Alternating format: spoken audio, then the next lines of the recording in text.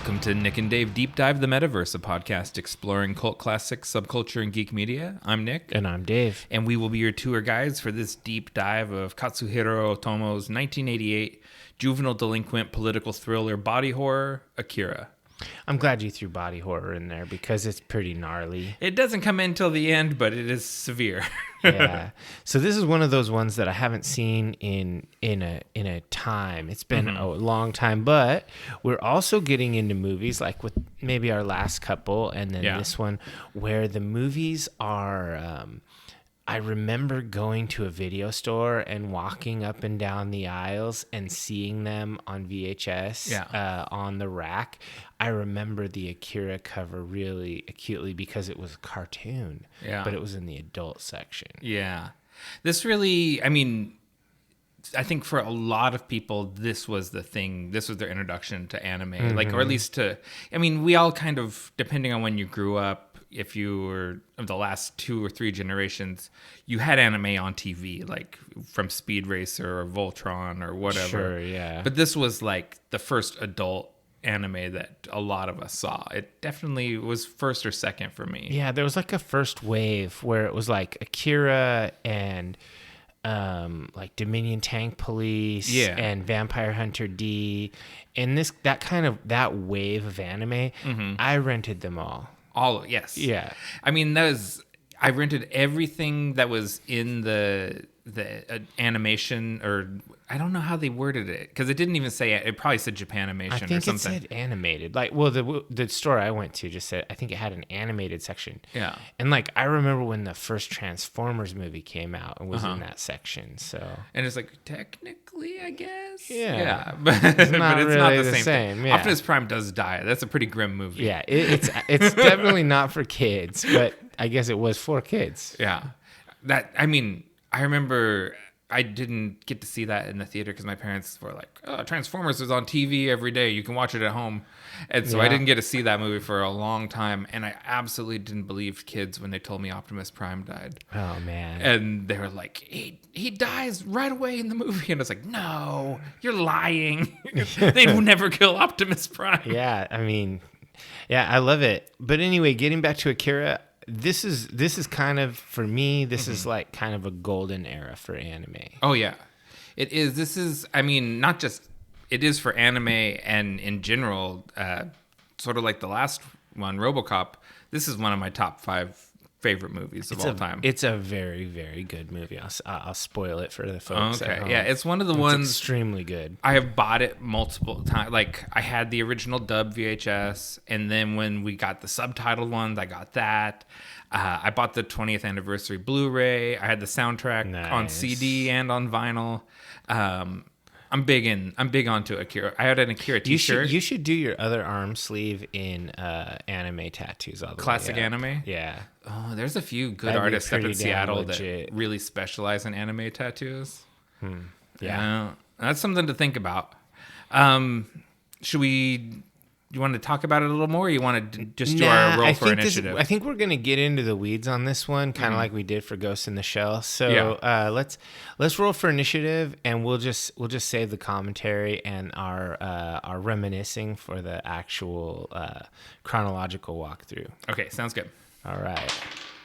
I got a 19. 17. Man, so you win. First time in a while. All right. So I don't play a lot of video games these days, but there was one that an announcement that kind of caught my attention. Assassin's Creed Red will take place in Japan. They're actually making a shinobi style, stealth assassin, cool, kind of reminiscent of like Tenchu stealth assassins and gameplay, and it looks really damn cool. Yeah, I have not. Is there a trailer or is it just an announcement? It's an announcement. Okay, that's I saw that announcement, but I haven't read the articles. I have loved Assassin's Creed Valhalla. That was a really fun game. And so yeah, I'm sold on this. I'm on board with this franchise now. Yeah, it's pretty cool stuff. And I mean, obviously I think Assassin's Creed, just the idea, lends itself more towards the shinobi style gameplay than like Norse mythology, just style wise. But yeah, this is really cool because I love stealth games. That's like a thing that I'm really into. It's kind of my favorite part of like even like the Batman Arkham games is the stealth part. I love to have like a whole like warehouse full of bad guys and go and pick them off one by one. Yeah, that's my favorite thing to do. That was my favorite way to play Cyberpunk 2077, was just sneaky hacking and long range kills and stuff. That thing's finally gonna in 2023 gonna get a DLC. So I saw that. I'm gonna start fresh when that happens. Oh, just do a whole new playthrough? Yeah, fresh playthrough. Yeah. All right, what do you got? Okay, the one piece of news that I had was from the D23 last weekend. That's Disney's expo or their convention. I got something from that. Was they showed a teaser from Michael Giacchino's Werewolf by Night Halloween special. Oh, no, that's no surprise that you picked up on that one. This has been rumored for a long time. They've had it that they were going to have a Halloween special in October from Marvel. It's been on the calendar, but what it was has not been officially announced until now. Although it's like one of those poorly kept secrets. Everyone knew it was Werewolf by Night. What no one seemed to know was that it's a black and white gothic horror, like in the style of a Universal monster movie. Dang. So the teaser looks great. Michael Giacchino, I know him as a composer. He does the scores for films, so I didn't even know he was a director. So double threat. And it's written by Peter Cameron and Heather Quinn, who I don't know a whole lot about, but as soon as it was black and white, I was like, yes, I'm here for this. Yeah. I'll probably check that out. It's gonna be in the theaters, right? No. This is on Disney Plus. Oh, Disney Plus. It's a special. It's not a feature length. It's only an hour long. Oh, okay. Well, yeah. Then I'm definitely on the hook for that. Yeah, that'll be cool. So I guess related, I have from the Disney Plus in 2023. We have Star Wars Skeleton Crew starring Jude Law. Yeah. Did you see that whole deal? I saw the picture. I don't think no footage has been online, but no. So it's set during the Mandalorian timeline, and it's basically. Here's where it goes a little womp womp for me. It follows a group of kids on an adventure. Yeah. So I'm just wondering, like, is Jude Law going to be their wrangler? Is he their? I think that's sort of the gist that I got from it. I forget who the director is, but he said that it has kids in it, but it's not a kid's show. Huh. So I'm expecting something more along the lines of like a Stranger Things vibe. Yeah, I'm going to soften my stance because on many friends' recommendations, I started watching Stranger Things. I finished season 1. I know I'm years behind, but dang, that season 1 is good. Season 1 rips, man. Like you're just like, oh my God. Like you just go episode to episode. Yeah. So 2 dips a little, and then 3 and 4 are powerful. Really, really strong. Yeah. Okay. Well, I don't see myself stopping watching it. So. Yeah. Well, I'm glad you finally watched it. It's, I never know. Like, you don't like kids, and so it's like this is a show about kids, but it's really good. I promise. Yeah, it is. It is really good. Yeah. So, did you have any other pieces of news? No, I figured I'm light on news, but we've got. Rings of Power and the House of the Dragon to talk about. So my last piece was Rings of Power. So we can just Rings of Power into House of the Dragon. So Rings of Power, 3 episodes are out as of this podcast, and they have done an amazing job making this setting feel grand, but it's also extremely sterile and it's boring. I don't care about any of these characters at all, except the dwarf family.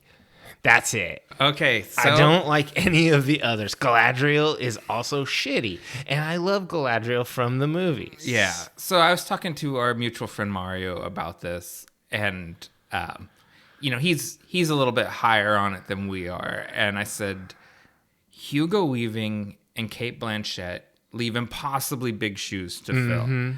And so I just can't, nothing really wrong with these people, but I can't accept them in my mind as Elrond and Galadriel. Yeah, and if he's Elrond half-elven, his father was a hobbit, because that's the squarest head I've ever seen. And he's not that tall, so, Yeah, what the hell? He's short and square-headed. Because he looks like a hobbit. Yeah, he goes in there with the dwarves, and like he's a head taller than them. Like he's not that much taller than the dwarves. But that second episode where he goes to see, what's the dwarven prince? Durin. Durin, yeah. Yeah, when he goes to see Durin. That's my favorite episode of the three by far. Easily. It kind of comes alive when they go to the dwarves. I like the orcs a great deal. There's some cool fights. Like, it's really beautiful and just so boring. Yeah, it's like the Silmarillion. It's like reading a textbook about your favorite thing. But textbooks about my favorite things, I love the Martin textbooks. Right. I read that shit multiple times. Right. Is it just because Martin stands on the shoulders of a giant that his stuff is more interesting? No. I mean, he says, I was watching Martin interviews the other day because that's what I do. And he said that Tolkien is the greatest fantasist of all time. I can't argue with that, but the thing about, I think what makes the World of Ice and Fire and the Blood and Fire books less dry is because they're written from the perspective of maesters. There is a bit more personality injected into it, right? Like I was just looking at the afterword on the World of Ice and Fire today. I was cracking that book, and it's great because the maester talks about, I wrote most of this book during the reign of King Robert, and now we have the death of our good hand, John Aaron. And so it actually makes you feel like these are real people, these are living texts. This is a narrative, not just stereo instructions. Right, which I think the appendices and the Silmarillion are there to provide context and things like that to the world of the interesting books. Well, and those were published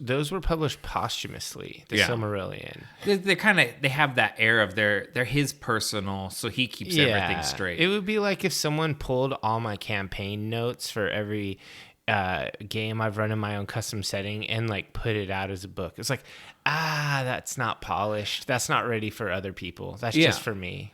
And it's full of information, and it's full of the seeds of telling interesting stories, right? Yeah. Which ultimately that's what you want the Amazon show to do is to tell interesting stories with those seeds.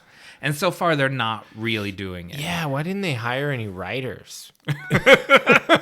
It's really tough. And something else that's really frustrated me is that it's next to impossible to find, like, quality criticism of it because of the trolls and everything. Sucks. I have not said a peep of negative on the internet about negative about Rings of Power. Because I don't want to feed into that negative feedback loop that's being perpetuated by the racists. Yeah, I Googled legitimate criticism of Rings of Power. Yeah. And just came up with articles about controversy and trolls. Yeah. And it's like, I want valid criticism that isn't about black elves. Because I could give a fuck about what color elves are. Yep, don't care. Are the ears pointy? We're good. Yeah, if the story is sufficiently good, the casting is invisible. Like, so I said it in a group chat with you that basically I'm just going to hope that episodes 1 through 3 or 1 through 4 or whatever are a slow build, and we get this amazing avalanche of quality in the last half of the season, because so far it's really slow and really boring. Yeah. But so what about House of the Dragon? House of the Dragon is sort of the opposite, I think. Yeah, it's a ripper from day one. Yeah. I mean, I know not everyone's loving it. But I'm enjoying it. True. If you don't like incest or killing or people being shitty to each other, it's not the game. Not set for you. Yeah, I don't know. I like it. And then it's one of those things when people don't like it, I kind of like, am I dumb? Why do I like this thing? Because I thought it was good. And I mean, it doesn't make sense. Like when I haven't read any criticism of it that I really agreed with, because some of it was about casting, but like Millie Alcock and Matt Smith are amazing. They completely steal every scene they're in. The whole deal with making the House of Valerian have Summer Islander blood as well as their Valerian blood. It doesn't change anything at all. And the Corlys Valerian and Laenor were pulled off amazingly. Yeah. So Corlys is like right off the bat is like a fan favorite character. Him and Lionel Strong are the only two you like on the small council. For sure. Because the rest are just dipshits. Except Otto Hightower, who isn't a dipshit, but he is a weasel. He's got like Peter Littlefinger vibes. Yeah, so that was something. There was a lot of stuff. I was very skeptical of the first episode, and then let my guard down and just enjoyed things from the second and third.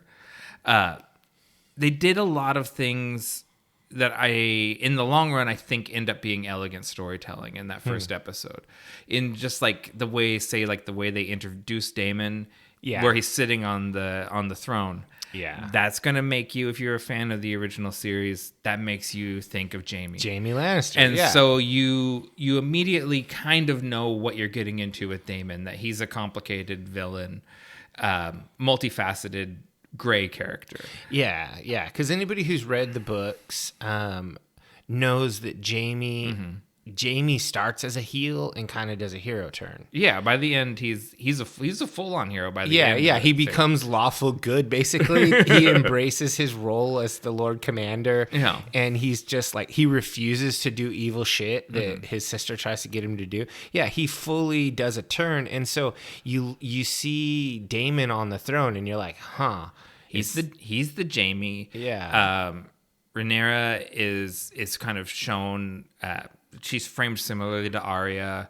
And they just do like little things that make you think of season 1 of Game of Thrones. Yeah. And if the whole show was nothing but Easter eggs and winks, I was going to be this sucks. Yeah. But then they did what they needed to do, and they built on it, and they made something. It ended up just being shorthand for people who know, so they have an idea what they're watching. Yeah, and if you weren't in on all of those inside things, it didn't make the show worse. It didn't change that stuff.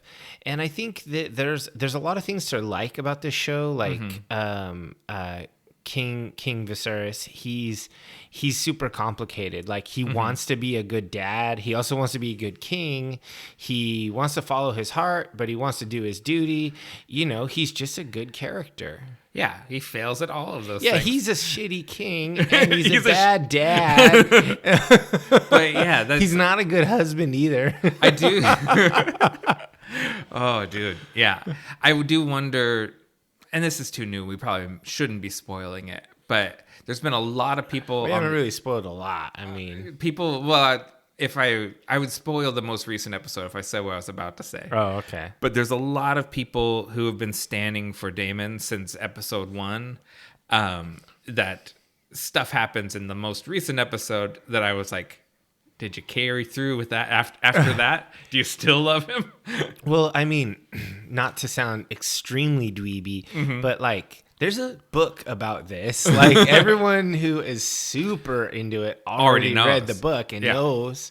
Yeah, but this is way more detailed. Like it this is, kind of. of. But the broad strokes. Yeah, and so the book is Blood and Fire, which is the history of the Targaryens. The first half of the histories, because there's supposed to be a part 2.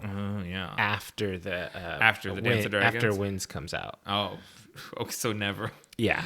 But you get these events told as the history book records them. Yeah. So it's not, privy to the sort of insider information, what's discussed in closed rooms and things like that. There's like kind of conflicting 3 narratives in that book. You have Grand Maester Gildane is the main author, but then there's another maester who contributes, and then there's the account of Mushroom.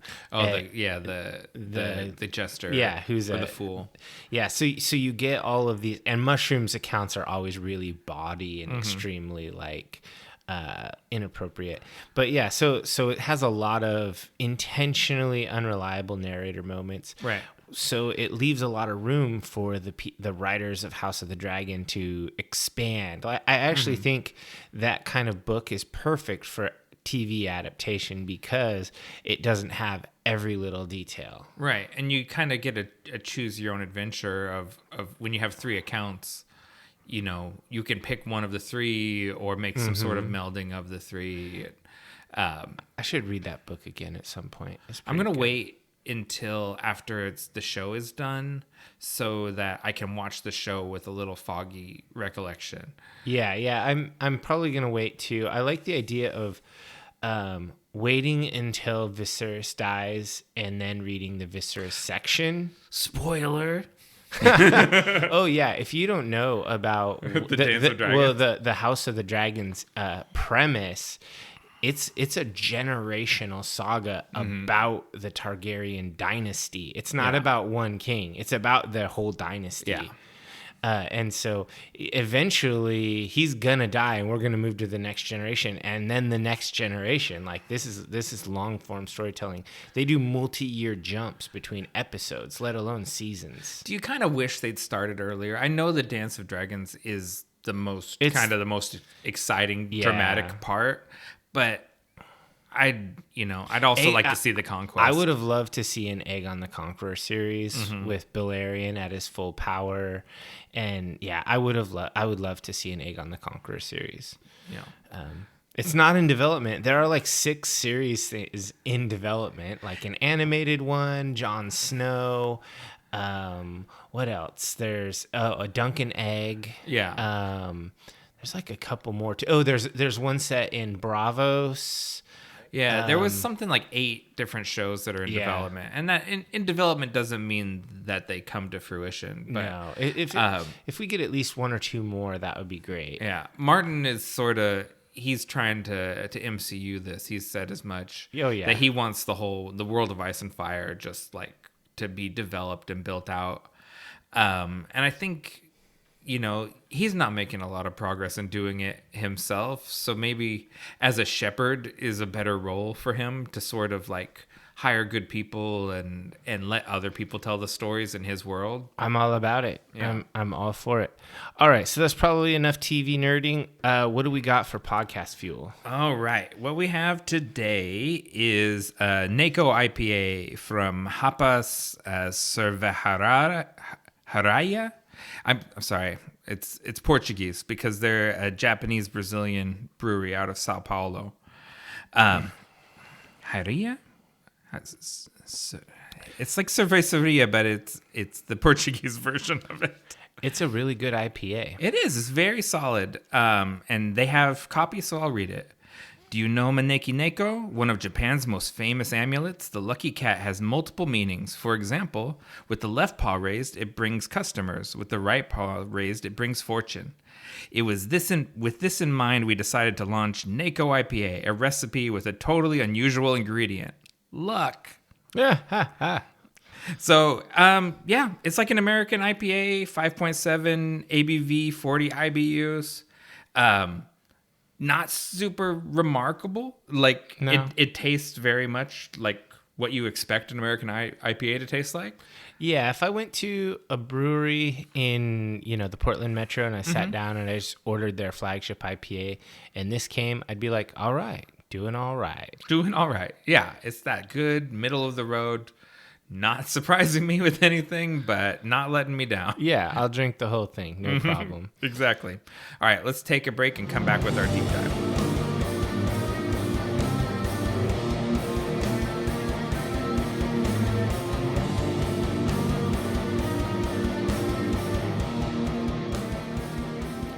All right, divers, welcome back. Let's dive into Akira, 1988, Katsuhiro Otomo. So one thing that really strikes me immediately when this movie starts, because I've watched a lot of more recent animation, not extremely recently, but just in general, Right. was this this is old school, hand painted. And it, like, the first thing I thought of was The Wizards, the 1977 classic. Oh yeah, I love that movie too. Yeah, I was like, oh yeah, it's like cool old real animation. There's something about real paint that you can't fake it, right? Like the digital. There's a lot of great computer animated anime and animation in America as well. They need to get an AI and have it study the old school real classics and emulate it And make it look like paint. Yeah, Interesting. Yeah, I'm sure an AI could do it. I'm sure our robot Maybe overlords can do everything. In the far future of 2019, when this movie is set. Right. Before we get too far, I want to recommend a book called The Impact of Akira, a manga R evolution, where the R is in brackets. It's revolution, but the R is in brackets, by Remy Lopez. And if you have Kindle Unlimited, it's free to read. And it provides a lot of valuable background information on Otomo and the cultural context and the cultural impact of the manga and the film. So rather than cite it a whole bunch, I want to mention it now. And if you have access, you should read this book. All right, I did not read that book, so we'll let Nick do the nerd-splaining. All right, so we have a shot of Tokyo, 1988, July 16th, looking like a very normal city, and then like a singularity opens up in the center of the city and wipes it out. It's like almost like a nuclear bomb or something, but it's a singularity or like a black hole or something crazy. It just goes off, and I guess that starts the Third World War. Yeah, because this is something it's more detailed in the manga, that basically no one knows what this explosion was, and it just sort of kicks off all over the place, nuclear attacks, because it's just the assumption that that's what it was, right? Is that it was a nuclear bomb. But I mean, you see it, it's completely quiet. There's no actual explosion. Yeah, and one of the things that struck me was early on, even before we get the huge, big red letter title screen, Akira, is immediately the sound design on this is really good. I was like, appropriately dramatic things, and then silences, and then just really good music. And I was like 2 minutes in, and I was like, the sound design in this is excellent. Yeah. So a few things. The movie is pre-scored, which is how American animated films are usually done, where the voice cast does all of their acting, and then the animation they're animated to the actors. Oh, okay. So that the words match the mouth movements and everything, which is not, and definitely was not, standard in Japanese animation at the time. Okay. So that was something kind of unorthodox. And then since you mentioned the score, Geino Yamashiro Gumi is the musical collective that does the score. They're an experimental musical group, incorporating like Japanese folk music and Indonesian folk music and prog and electronic music. And Otomo sought them out specifically because he'd heard their album that they had released, and he thought that they sounded both futuristic and primitive, which is sort of the vibe that he wanted. That's really cool. Yeah, so I really enjoyed that. And then when the big block letter title Akira comes across, it sent me like with a nice wave of nostalgia, Yeah. So I really liked the look of this next sequence, where we get kind of a look at the metropolis of Neo Tokyo. Yeah. And it has all of these, artificial islands, and you have all this obvious like urban decay, but futurism. It looked like Blade Runner-ish. Yeah, and that's really interesting. So the manga predates Blade Runner, and then the anime is obviously coming after Blade Runner. Yeah. And I do think Blade Runner is an influence on it. Especially when Yeah. you see the sort of like the hologram billboards and everything. Oh, yeah, that I seems love straight that. out of Blade Runner. And Otomo cites Blade Runner as the reason why he thinks Akira was able to cross over to America. He kind of felt like Blade Runner gave the American audience a cultural context to put Akira into. Yeah, we had an on-ramp for this. Yeah, they're like, I know what this is. I saw another movie like this. Yeah. And it was just really cool. Just having that little I don't know, cityscape. It reminded me of all of these cyberpunk movies do it, where you get like this pan through the city and you get to kind of see what you're dealing with. I enjoy that kind of setting building where you just get to see it. And we come down onto street level, and we go to this dive bar called Harukiya, and we're kind of following this punk in there into the bar, and he comes in and he orders in the Japanese audio, he calls them peanuts, but he orders drugs from the bartender, and we get our first glimpse of Kaneda, who's our lead character he's the gang leader of the capsules. Of the capsules, yeah.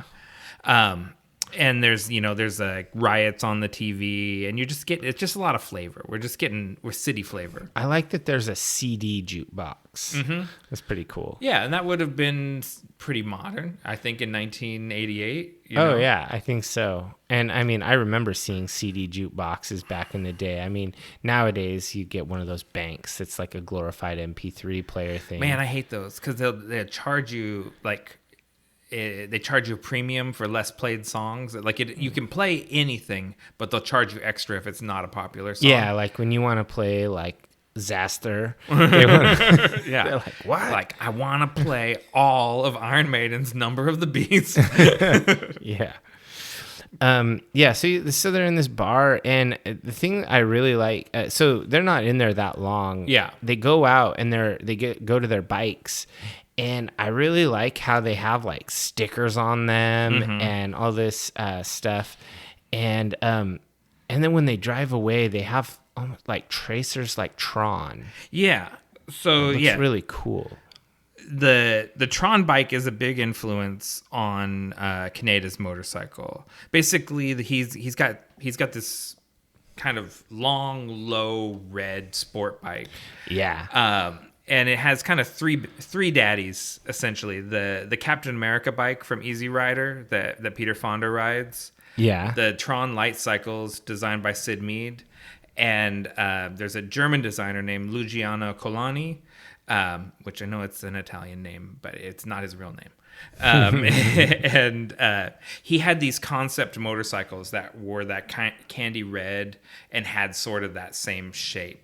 Well, and an interesting thing about that motorcycle is that it looks like a sport bike, but it's actually a recumbent bike. You sit back in it. Yeah. And that's really cool. That's what comes from Peter Fonda's chopper is that riding position, because Otomo said it was a dignified riding position. Yeah. And did you know that Honda actually makes a bike that is inspired by the Akira bike? You can buy it. You told me about that. Yeah, it's called the Honda NM4, sometimes marketed as the Voltus.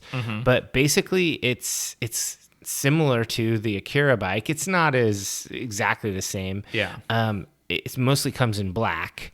But I've seen on the internet people who have painted them red and whatnot, and it looks really rad. I've always wanted one of those bikes. They're not even really that expensive to buy one of these. I mean, as far as motorcycles go, you're looking at like $10,000 or so, which is fine for a new motorcycle for sure.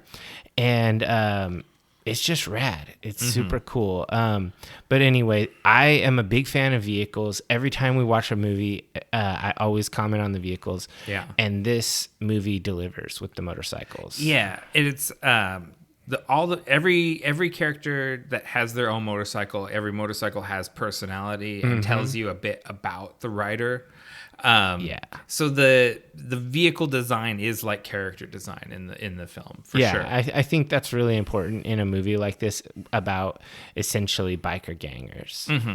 Yeah, and so they take off because they've got their rivals, the clowns, sort of.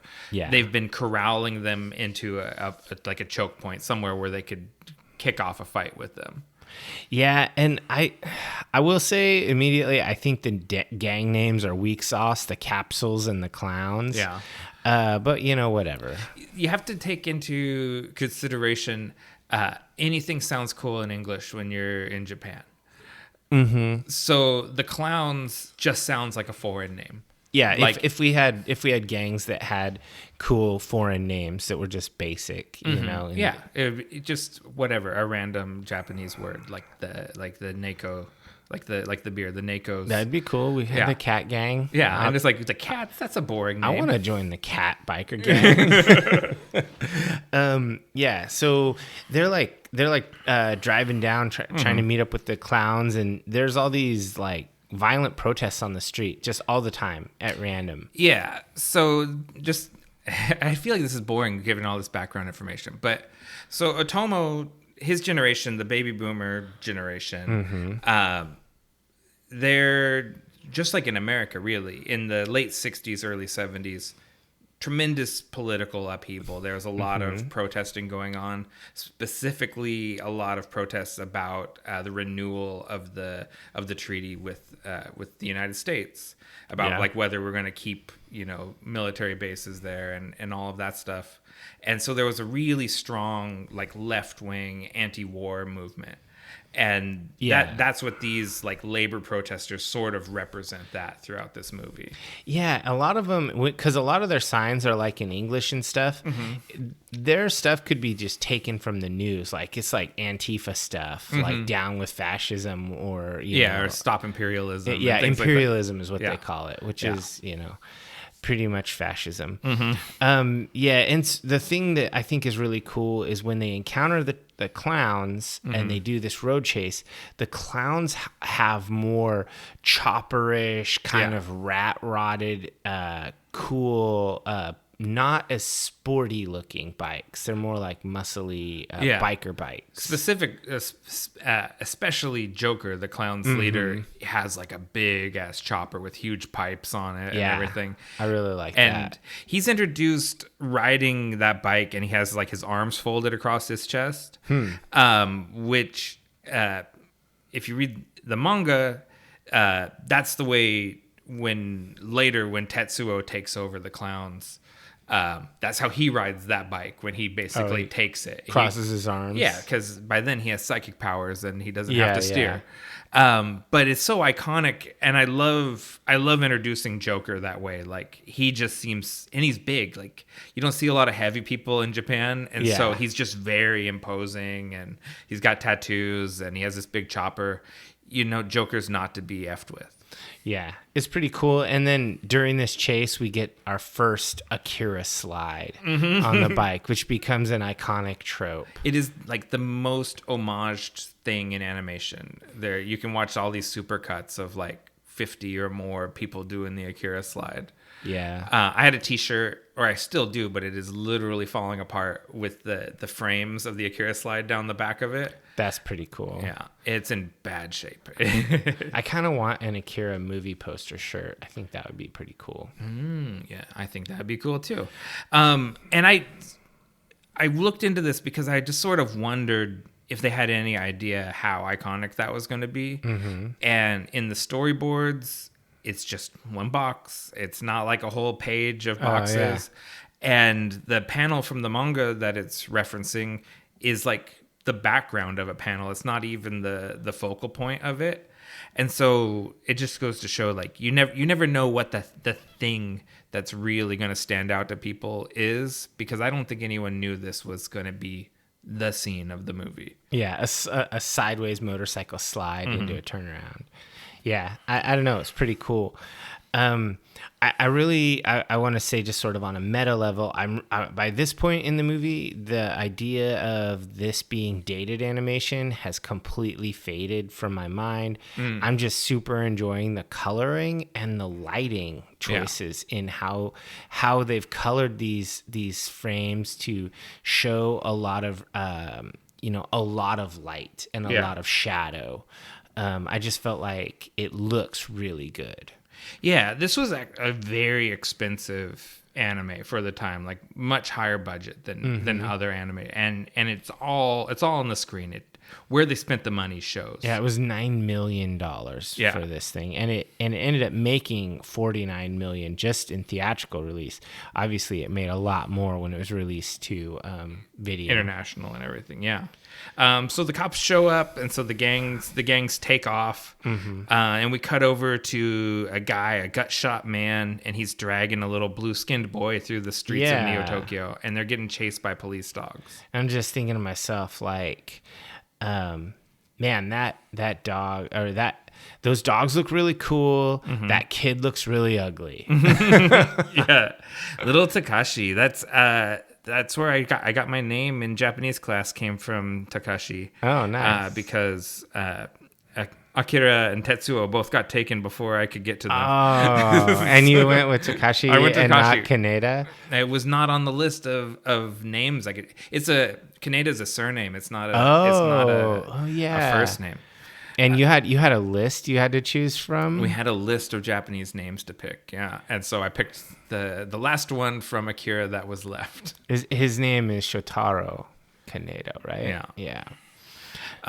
So yeah, they're getting pursued by these police dogs, and this scene has always stuck with me because the dog lunges at him and he shoots it, and the blood splatters on this car, and there's a little kid in the car, and he presses up against the window. Yeah.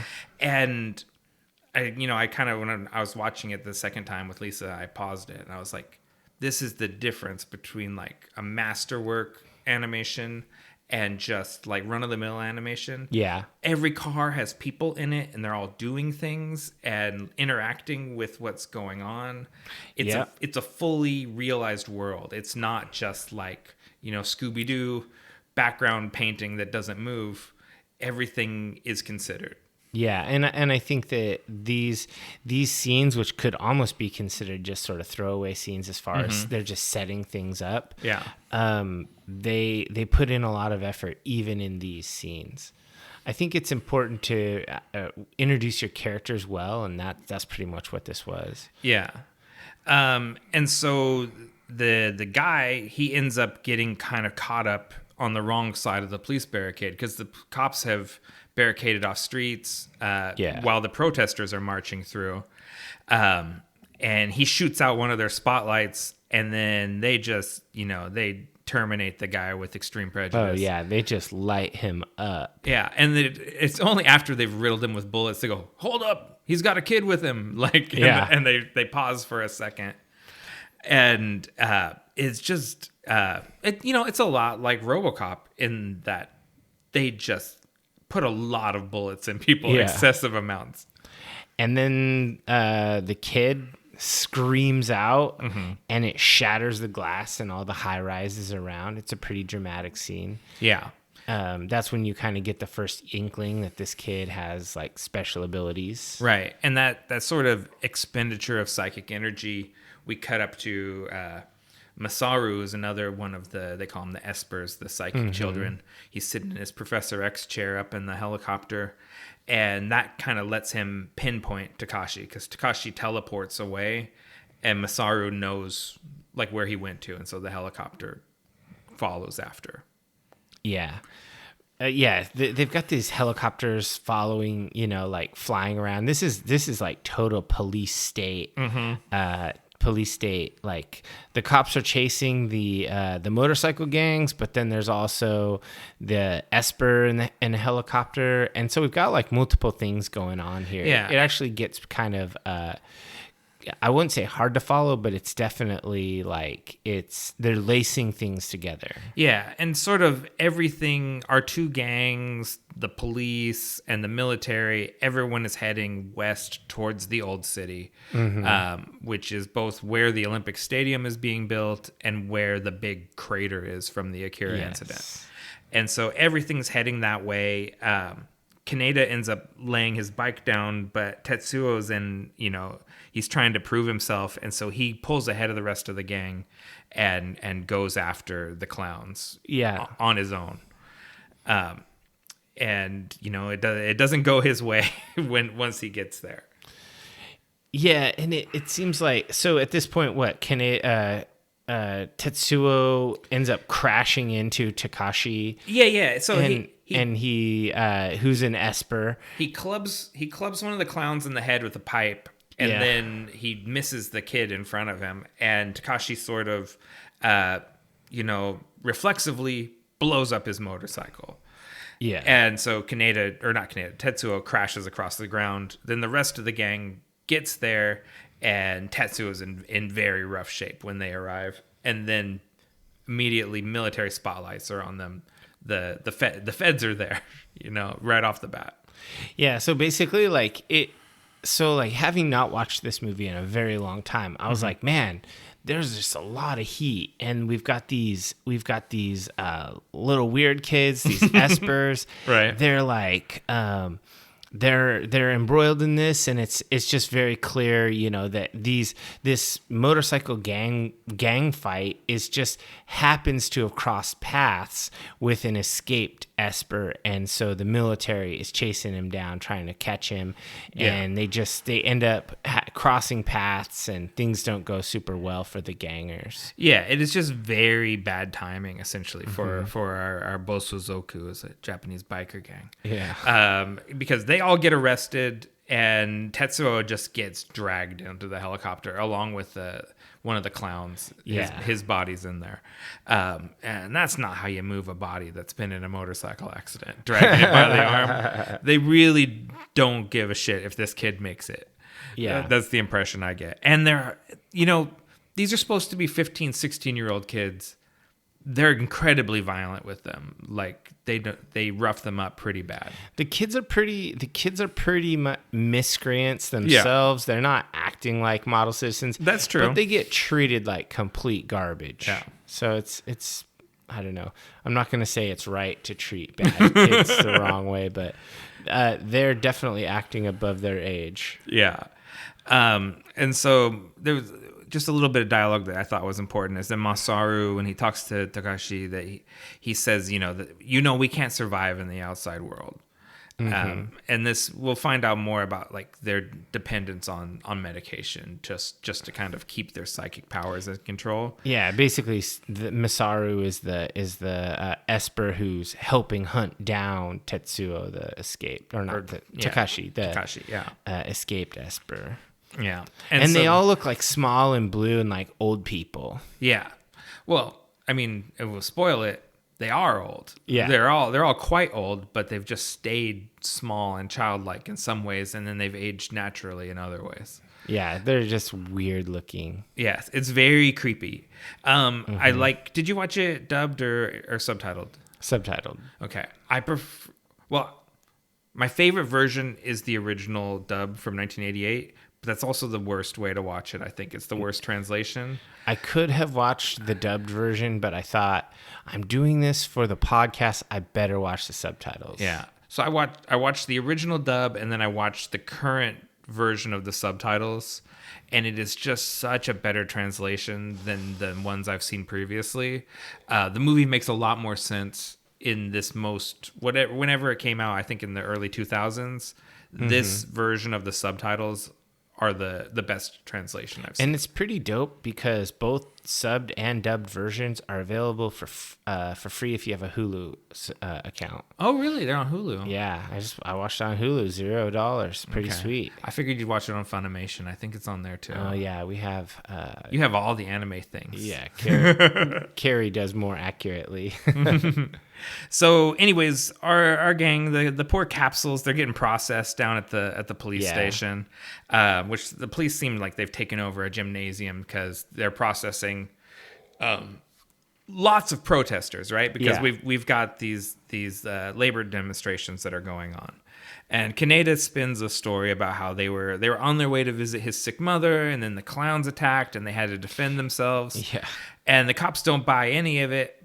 But these are also not who they're looking for. They're after the anti-government insurgents. They're like, we realize you're biker gang members, but we're just not after you. We're after Antifa. Yeah, basically. It's like, you're not on our list right now. And there's a lot of crazy stuff going on in this thing, like a guy with a failed grenade who gets completely beat down, and there's no computerized stuff. One thing that I noted in Blade Runner is they had computerized everything.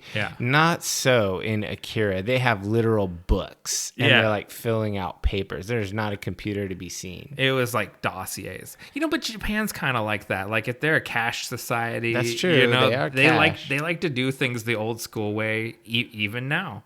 So maybe that's not as unrealistic as it seems like it is. Oh no.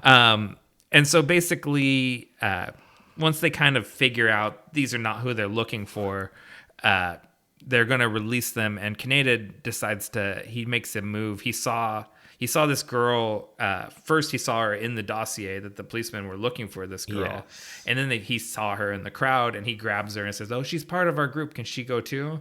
And the cop is basically more upset that he called him Oji-san, which means uncle.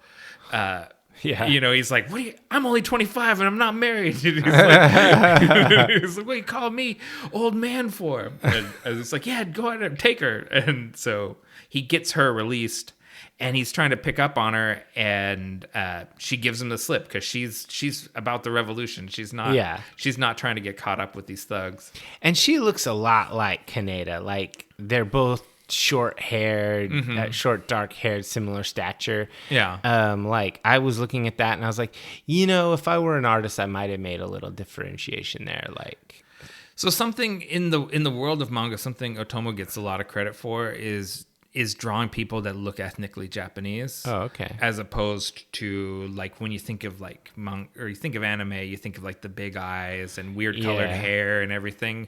He's sort of known for having a more realistic style, and so people look, I guess, more plain and less cartoonish. Yeah, they look more real. Yeah, but she has a hat. That's how you tell her apart. She has a hat.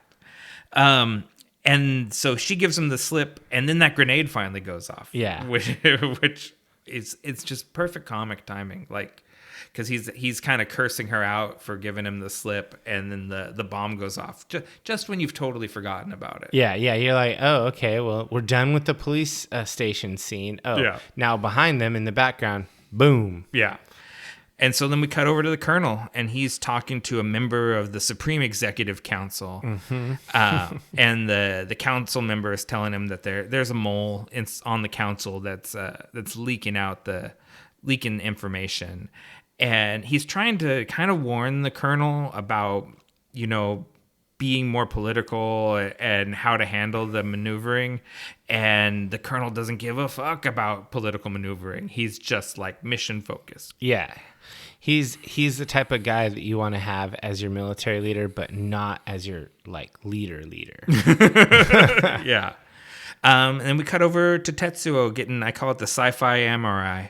And I thought of Ghost in the Shell. It's like the same contraption that the Major kind of floats through with the rings going around her. Yeah, and they reveal that Tetsuo has powerful psychic abilities. Yeah, something happened. They reveal this. They say this mysterious name, Akira. Yeah, because they overlay. They pull up Akira's aura on the machine, and then they kind of lay Tetsuo's aura on it and show the similarities between them. Because somehow whatever the incident with Takashi has given Tetsuo a psychic awakening. Yeah. And we kind of, we're just bouncing back and forth. Yeah, and there's kind of an illusion that Akira was the,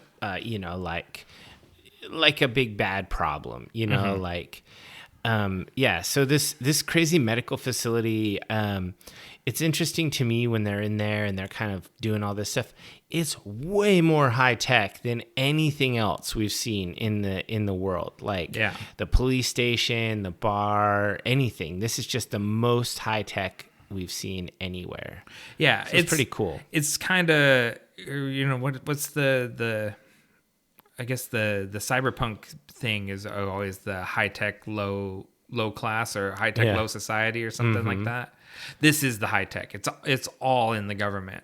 Yeah. You don't really see any high tech out in the streets at all. it's almost like the people in the streets are still in the past. Yeah, for sure. It's they don't have anything like this at all. Yeah, and from there we cut over to the technical school that the capsules all go to. Yeah, so this scene actually kind of struck me as a little bit, I don't know, it was kind of throwaway scene. And I bet in the manga this was really cool because it was like a whole like deal, like their time at this shitty school or whatever. Yeah, I think everything is because the manga is 6 volumes and they're like phone book thick. Yeah. So everything is more developed. So we're just getting a little bit of background flavor of what their lives are like. And basically, their gym teacher beats the shit out of all of them. He goes through, and the principal pretends to clean his glasses while the gym teacher literally punches them all in the face. Yeah, and the school is just absolutely filthy. Like, it's disgusting, and they're all just like beat up, puking blood. Oh, I know, it's so over nasty. the top when he spits up. He like because they come out of the class and they don't talk back at all. In fact, they thank the teacher for their discipline until they're down the stairs, and then they all yell and talk shit. And then they get outside, and the girlfriends are all the girls are trying to pick them up and whatnot. Yeah, and in the old school, the '80s dub of this, the girls all have like Long Island accents. Oh god! And so it's it gives you an idea of like these are reform school boys and these are reform school girls. Like they're all bad kids. Yeah. It's very all Clockwork Orange is what I thought of. Yeah, for sure. And that's Otomo is a huge fan of Stanley Kubrick. Like, and so his work is always kind of laced with Kubrickisms and Kubrick homages. That's pretty cool. Because, you know, like it's like cross-cultural influence on kind of different art forms. Yeah. So then we kind of cut over to like a hospital, and a nurse says, "Oh, there's a problem in Tetsuo's room." Yeah. And it kind of lets us, like alludes to there being a big problem. And then it kind of cuts to a laundromat. And there's Tetsuo. He shows up. Yeah, we met his girlfriend. His girlfriend, Kaori, was one of the girls, and she was asking about him. And I guess they don't keep very good track of their psychic kids because Tetsuo just walked right out of the hospital. Yeah. And he shows up, at Kaori's dorm, basically, and is like, needs help. And she's the sort of dutiful girlfriend that gets him a sandwich and a Coke and, like, wants to know what happened. She's too good for him. Oh, yep, and it gets her later, unfortunately. Yeah. And so then the next day, while everyone's in motor shop class, Tetsuo rolls up and steals Kaneda's bike and takes off. Yeah, who does that to their best bro? Like steals their buddy's bike. Yeah, there's a lot, and since you bring it up, this is a good time to talk about this. So Japanese biker gangs, Bosozoku, they're very hierarchical. Yeah. Hierarchical. Oh, man, why can't I get that word out? There's a regimented way that things, and it's top down. Yeah. Kaneda is the top. He's the leader. And Tetsuo, even if he's in the gang for unlimited amount of time, he's always supposed to be subservient to Kaneda. And Tetsuo is often breaking that rule. And so that comes up a lot, like in the language they use when they talk to each other, when he calls him Kane-chan and stuff like that, when it's sort of diminutive. And that's a real disrespect to the leader of your gang. You can't talk to him like that. Yeah. And so he's constantly breaking these norms, like stealing his bike. He shouldn't even have been sitting on his bike earlier. Oh, yeah, for sure. So Tetsuo's way out of line. And he takes off on the bike and promptly kills it because he doesn't know how to handle the gears on the bike and gets himself caught up in clown territory. Yeah. Man, I could not even imagine someone jumping on my bike, driving it away, and fucking it up. It'd be like if they grabbed my guitar and played it and then just like dropped it. Blank. I was like, fuck. It's like, this thing's out of tune. And drops it on the ground. Oh, man, there'd be a fight. Yeah. And so the clowns roll up and rough them up, and it's pretty ugly. Kaori gets assaulted. Yeah. And you kind of, I was a little worried it was going to be worse than it was, like, because it's been a while since I watched it, and I was like, oh, it's a Kubrickism. Yeah, I was like, oh, this is going to be bad, but it's bad, but not as bad as it could be. Yeah, they like tear her shirt and whatnot, and I'm thinking, I'm getting ready for some Kubrick style gratuitously bad scenes, and it stopped at that, and I was like, okay, I guess they were just proving that these are like super bad dudes. These are bad guys. There's no I like trying to have some sympathy for the clowns. They're shitters. Yeah, and our friends, the capsules, get there rather quickly, and they were about to the clowns were about to like burn Kaneda's bike. Yeah, the cool red bike. Mm-hmm. Well, I mean, it's the symbol of their gang. Like, that really, if in a gang war, burning up that bike means something. Yeah. And I mean, and they show up. Something that comes up to me right away about Kaneda in action. He has this reckless courage about all of the stuff he does, because he literally like jumps off of the front fender of one of the clown's bikes and kicks the guy in the face. And Kaneda's not a bright kid. No. He has a hard time kind of following the plot along with the audience, but he will always be the first one into the action in pretty much every scene. Yeah, he's a go hard. That is his defining quality, is that he's just super enthusiastic. He goes into things full speed. Yeah. And so we kind of cut shortly ahead, and Tetsuo is putting the boots to the clown that jumped him, and he's fully planning on killing him, and Kaneda stops it, and Tetsuo just sort of goes off about his role in the gang, and always being second fiddle to Kaneda, and Kaneda always has to save him, and he's sick of it, and then he starts having like a psychic problem, like a gnarly headache. Yeah, and he's having visions, and he sees scenes from the end of the movie. He hears that name, Akira. He sees the underground facility where we find out later that Akira is at. And then like his guts fall out, and like he has a real bad time. Yeah, it's gnarly. And then a CRC truck shows up. Yeah, because I guess they were tracking him after all. Yeah, they've got their espers doing psychic tracking. And they pick him up, and they're like, later. Yeah, it's pretty wild that they just sort of let him escape and just sort of watched him. Yeah. And to the point where when he started having psychic activity, they're like, all right, now we roll in. But they would totally just watch from afar while he kills someone in the street. Sure. That's not a problem for them. Well, yeah, killing a shitty gangbanger, who cares? Yeah. They're military. Yeah, they literally don't. They don't care at all. I think it's funny, like, in the next scene, the girls aren't into the guys anymore since they don't have their bikes. Yeah, and the boys they're being very sullen, right? Like, yeah. They've got themselves roughed up by the pigs twice now, and Tetsuo's gone again, and they're just not happy, and the girls, they're like, this is a drag. And they leave, and just before things get too boring, Ryu and Kei set off a bomb in the mall, and Kaneda's like, there's that cute girl that I want to bang, and he chases after her and abandons his bros to go chase the girl. Yeah, I mean that's Kaneda, I guess.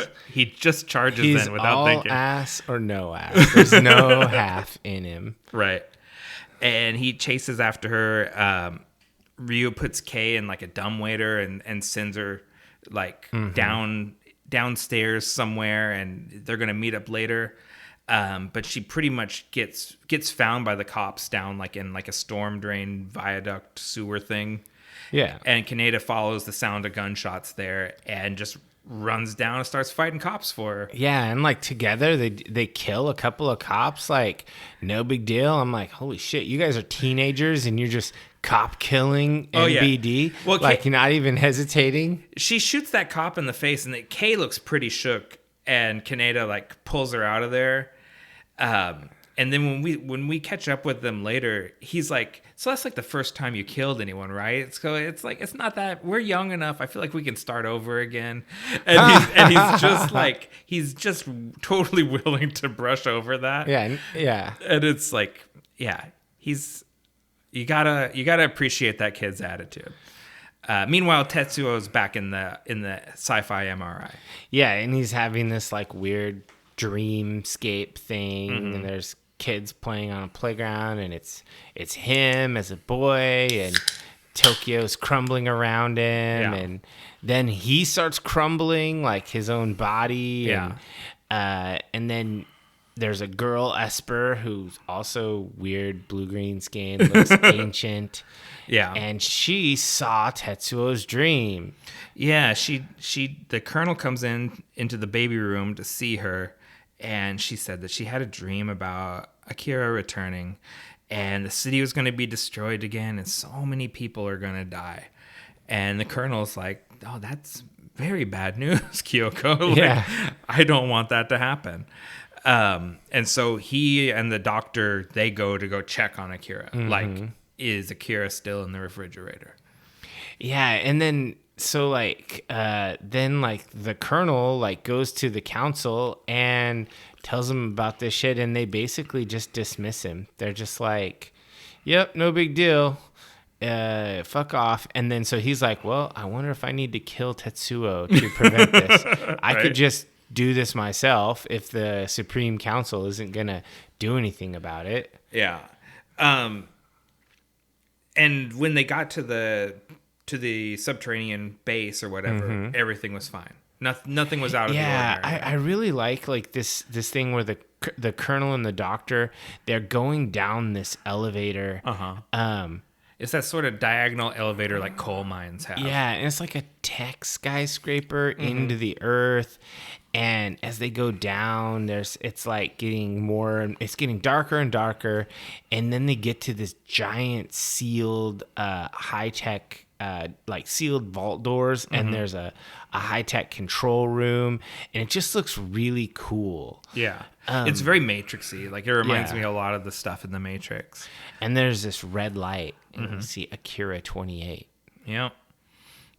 Whatever Akira is, it's still in the box. I think it's an Evangelion type thing. They use those elevators too. Yeah. It kind of had shades of that. I mean, for sure. Back with Kei and Kaneda, they go to the revolutionaries' hideout, and Kaneda's still just pushing his luck, trying to pick up on Kei. Like I said, he's like, we can just start over. We're young. You haven't killed a lot of people. Everything's gonna be fine. And then the real grown-up revolutionaries show up, and they just immediately assume Kaneda's a spy. Yeah, and they just like shove him into an apartment and lock it, and they're like, yeah, stay there. Yeah, and so Ryu, he has a plan to break into the lab where the kids are all held at. The mole has got them pass cards so that they can get in as workers. And they start talking about they picked up some kid from a motorcycle accident, and now he's their latest guinea pig. And Kaneda's eavesdropping, and they pull him out. He's like in the vents or whatever. They pull him out, and now they really think he's a spy. And so we cut away from him. He's begging for his life, basically. Yeah, at some point in there we see like there's kind of a scene out in the street, and I think it's like a setting scene, like they're just trying to set the air, and there are like cultist weirdos. They're like Akira cultists, right? Because from there Ryu goes to meet with the mole, who's Councilman Nezu, which like the short dude. Yeah, like, Nezu means rat, so this is a pun. Yeah. So he's the mole. He's the rat on the council, and he's the guy that is feeding information to Ryu. And so Ryu reports to Councilman Nezu, and he's like, saying, this kid showed up. He knows the other kid. I don't think he's smart enough to be a spy. It's like maybe we could use him as a distraction. Blah blah blah. And Nezu points out the monks and the cultists, like you said, they're on a different skyway. That character, Lady Mitako is that's like the nun that's chanting with the beads and everything. Yeah. She's a much more important character in the anime. She just gets like in the manga. She gets like 2 scenes in the movie and dies, unceremoniously. Man, like I kind of have a hankering to read this whole manga, but it sounds like it's just so many volumes, so much material. It would take me forever. No, it won't take you forever. It's like a weekend. Oh, is it? Yeah. Is it novelized? Can you get it on Audible? No, Because that would be dope. You can't. And I mean, and it's beautiful, man. Like it is so exquisitely illustrated. You're really robbing yourself by not reading it. That's true. And I know Carrie subscribes to every anime and manga thing there is, so you could probably just read it on your tablet. You don't even have to buy the 6 volumes. You mean on her tablet? Yeah. That'd be like her playing my guitars. It's definitely worth it. It's worth it. It's totally worth it. And I've picked up all 6 volumes just like when I've seen them on sale and stuff. So it's like they're very available. They're out there. So did the author of this, is this guy still around? Otomo Sensei? Is he still making material? He is, yeah. Does he go to the cons? Can you get him to sign your shit? No. He's got too much money for that. Yeah, he just recently was in America promoting something because I read an interview with him, but no, he doesn't really do conventions, and he doesn't do manga anymore. He's just a director. Oh, okay. But yeah, Otomo Sensei is very much alive and well and still producing work when he feels like it. Yeah, like you do when you have money. When you have something this successful, yeah. But anyways, Lady Mitako is one of the Esper children. Also, she's number 19. Yeah. So she's like an earlier generation, and she's leading like the Akira cult, basically. That's pretty cool. And the cops roll in and they break up that demonstration, start roughing up monks. And stuff. Just busting heads. I love it. I mean, I love it from a wackadoos fighting authority because I don't like either type. Yeah. So this is when we cut over to the executive council. Because the colonel, he's asking for more money for the Akira project. And the council basically is like, you're wasting our money as it is. Yeah. How do we know Akira is even real? And they're all fighting amongst themselves. And they tell him they're going to put him in front of an inquiry committee. And he's just pissed because as far as he's concerned, he's the one man protecting the city from imminent destruction. And these bureaucrats are just like tying his hands behind his back. So he excuses himself politely and storms out of there. Yeah, he's a better man. I would have just left Tokyo.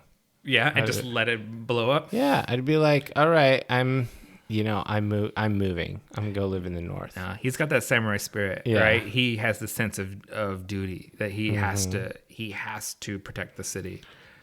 Kyoto could use his protection. Right, there's other cities. He could become their Batman. Yeah.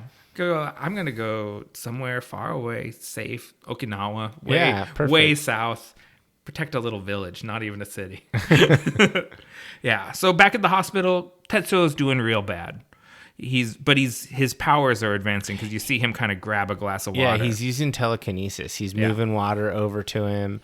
And he's still very unwell. He's in this hospital room. And he notices, before we cut away, he notices like these toys in the room. There's little teddy bear. Like little stuffies. Yeah. And he kind of notices it just enough that we know there's a reason. He notices it, so we notices it, basically. Yeah. I just thought, what's the significance of this crap? And then it cuts away. Yeah. And the resistance to Cell is sneaking in, and they're using the key cards that they got from the rat. It's the classic, we're cable repair people. Yeah. And the guy's like, the cable's not supposed to be repaired for another couple days. And he's like, hey, I'm going on vacation at the end of the week, and the parts came in early. I've got my crew with me. Can we just do it now? Sure. Come on in. Mm-hmm. Back over to Tetsuo. Social engineering.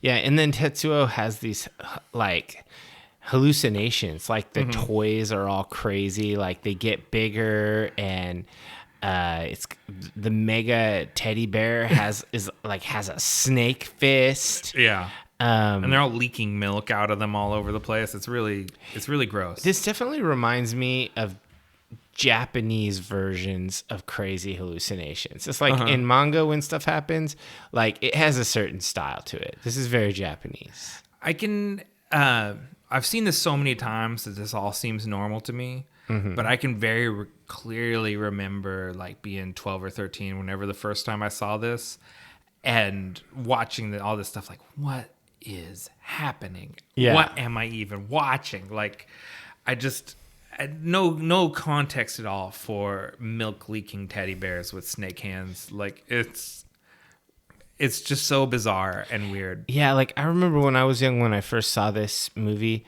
honestly, like a lot of other movies, I just kind of blocked out the parts I didn't like and didn't focus. Like I was really focused on the motorcycles, the laser rifles, like the cool tech. Yeah, like I was really focused on certain parts, and I just thought the espers were just creepy weird, and I just kind of blocked them out. Like in my semi-lucid memories of things from before the before times. I don't even remember this stuff. Yeah, this is new to me. So basically, he's getting attacked by all these giant. It's a car, a bunny, and a bear, and they're tormenting him. And he kind of stumbles backwards and steps on a glass. And when he cuts his foot open, and the kids, the espers, sort of reveal themselves because they're scared of blood, and you see them kind of like the visions of the teddy bear and stuff fall away, and you see the kids, and Tetsuo kind of psychically tracks them to the baby room. He knows where they're at. Yeah, and this spot, it's like, it is interesting to me that even though they're old, there are very childish moments with these espers, like the afraid of blood and stuff. Yeah, they're sort of permanent children. They're locked in these ancient, childish, weird super beings. Yeah, basically, and they can't really, exist in the outside world, and they don't have a good life, I don't think, even with all the toys. Yeah, for sure. Meanwhile, the revolutionaries, they're down in the sewers trying to make their way to the. They're also trying to get to the baby room. Yeah, more sewer shit. And Kaneda is just getting gross again, just like getting gnarlied. I hate being dirty. That's like a thing for me. Oh, it's so gnarly because there's the guards on little flying speeders. Oh, I love the hover bikes. And everyone takes cover, and Kaneda just stands out there in the middle of the sewer pipe, like, I don't know what to do. And so one of the guys tackles him down and puts him underwater, and it's not water. Water. Yeah, water in quotes. And he comes up and he's like, "Ugh," like he's so he's so grossed out. I really love these hover bikes, very Star Warsy. Yeah. They very much so, like the Star Wars speeders. And they're very cool. And then Kay just blows the guy away, and they steal the speeder bike. Yeah, I thought that was rad because he's a biker ganger. He can drive this. It takes him a little bit to figure it out, and I think this is another one of these, like, one of the best animated, best choreographed scenes. Like, there's a few that really stand out to me, and the whole thing with the way the water's being kicked up. And Kaneda, try hard. Kaneda jumps onto one of them while it's moving and tackles the guy into the ground, and then shoots down the other one with the one that he pulled the driver off of, and they hijack one, like you said. And it's just like, I was not going to describe everything that happens, but it's just so well choreographed. And I think the whole thing's beautiful. And then he's trying to figure out how to drive it. Because obviously, you don't intuitively know how to drive a hover bike. No. Like, it's not the same thing as a motorcycle with wheels. Like, there's other dimensions that you're moving in. And so I just think it's all really I'm done. willing to try. Yeah. I'd love a hover bike. That would be awesome. And so then it cuts back to the hospital, and Tetsuo is kind of discovering that he has telekinetic abilities. Yeah. And he's pissed. He's like trying to find the espers because he's mad at them for like fucking with his brain. Yeah. And he like kills orderlies and cops or I guess they're not cops, they're soldiers or whatever. Yeah. He's just splatting people. Like he's figured out how to splat people, and he's using it liberally. You know what it reminded me of is the Vader hallway scene in Rogue One, because you have these red lights and he's just moving down the hall. Like he has a target and he's going to it, and no one can stop him. He's just like, blowing them up with the Force and everything. Yeah, we need more Darth Vader. more Vader hallway action. Yeah, and so they kind of team up on him, the espers, and now that you've got all three of them, the little fat one, the Masaru, the runaway, and the girl Takashi and Kyoko. And they're teaming up on him, and they're basically Tetsuo wants to kill them. Yeah, like basically, fool me once, shame on you, but you can't get me with the teddy bear twice. Yeah. So it's like they come at him with the big teddy bear, and he's just like, "Bwah, no," and wipes the teddy bear away. He's much more powerful than they are already, which they've been doing this for, since the 80s. Yeah, and so Kyoko is like trying to get Kei and Kaneda to come and help them stop Tetsuo. Yeah, she sort of puppets Kei. Yeah, she kind of like, I don't know what you'd call it, like possesses her. And it's not exactly sure when the possession ends. Like there are occasionally moments when you're like, was that really what Kei would have done? I feel like she just sort of leaves the back door open for any time she needs to go in there and either drop some exposition through Kei or walk Kei somewhere that she's going to need her. Yeah. She leads them to the baby room.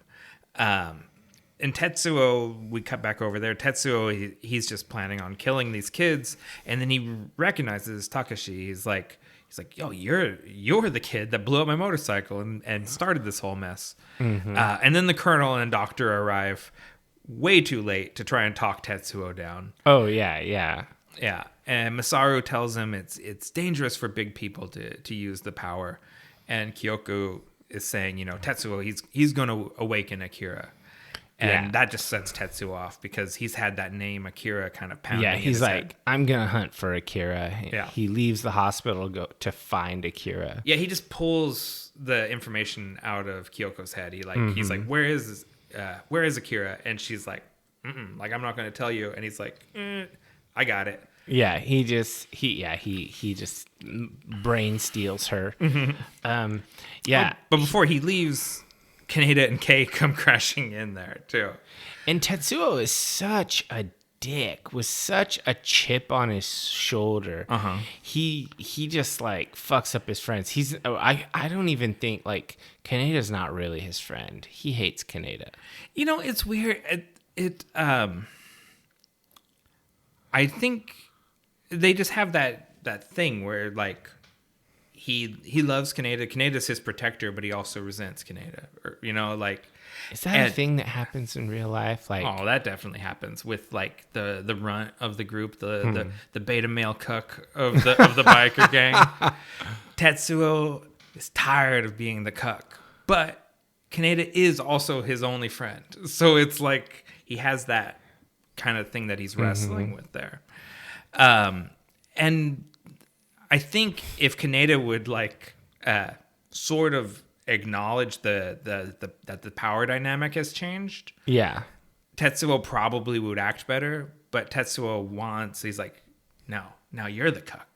Yeah, I'm cucking you. And he's like, no, you can't. I'm the leader of the biker gang. Yeah, and they can't sort their shit out. Yeah, because they're only 15, right? Like they haven't gone to therapy. They don't know about their trauma and their issues.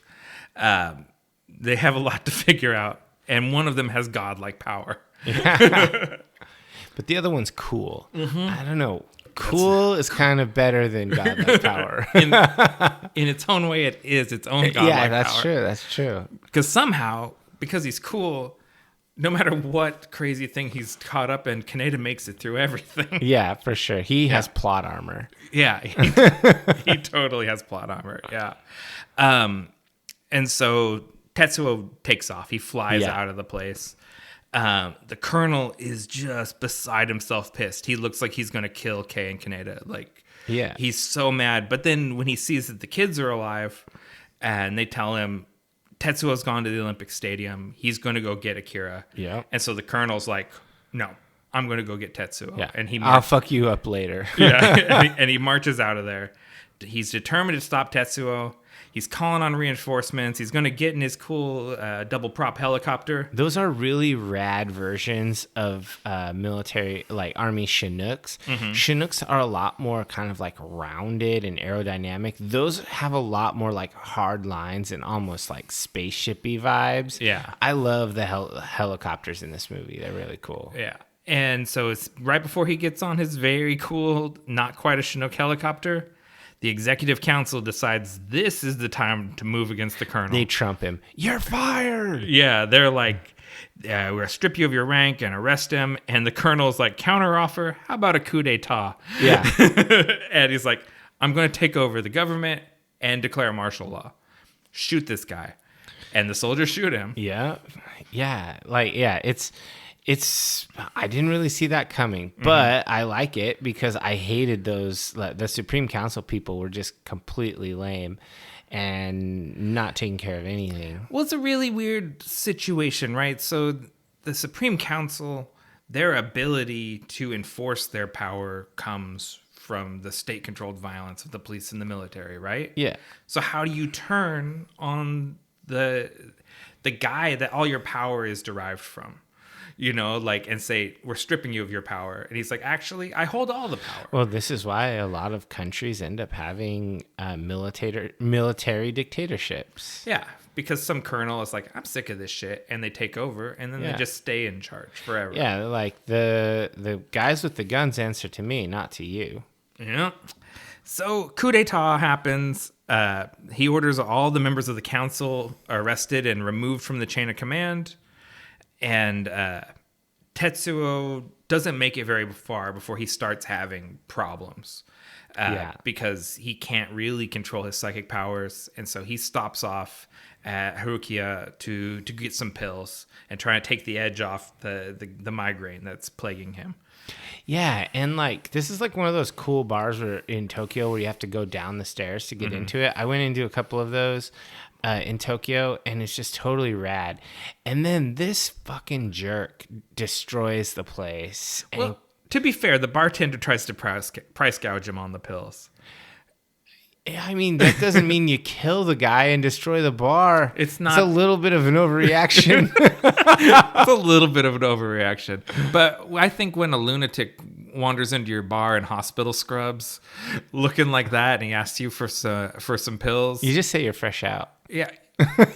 Or you either give him, because it's not like he's got a wallet in his scrubs. Sure, you say, if I give them to you, will you leave? Or I'm fresh out. Yeah. Those two options. Something like that. But instead he's like, with all the demonstrations going on, supplies are really hard, so there's been some price increases.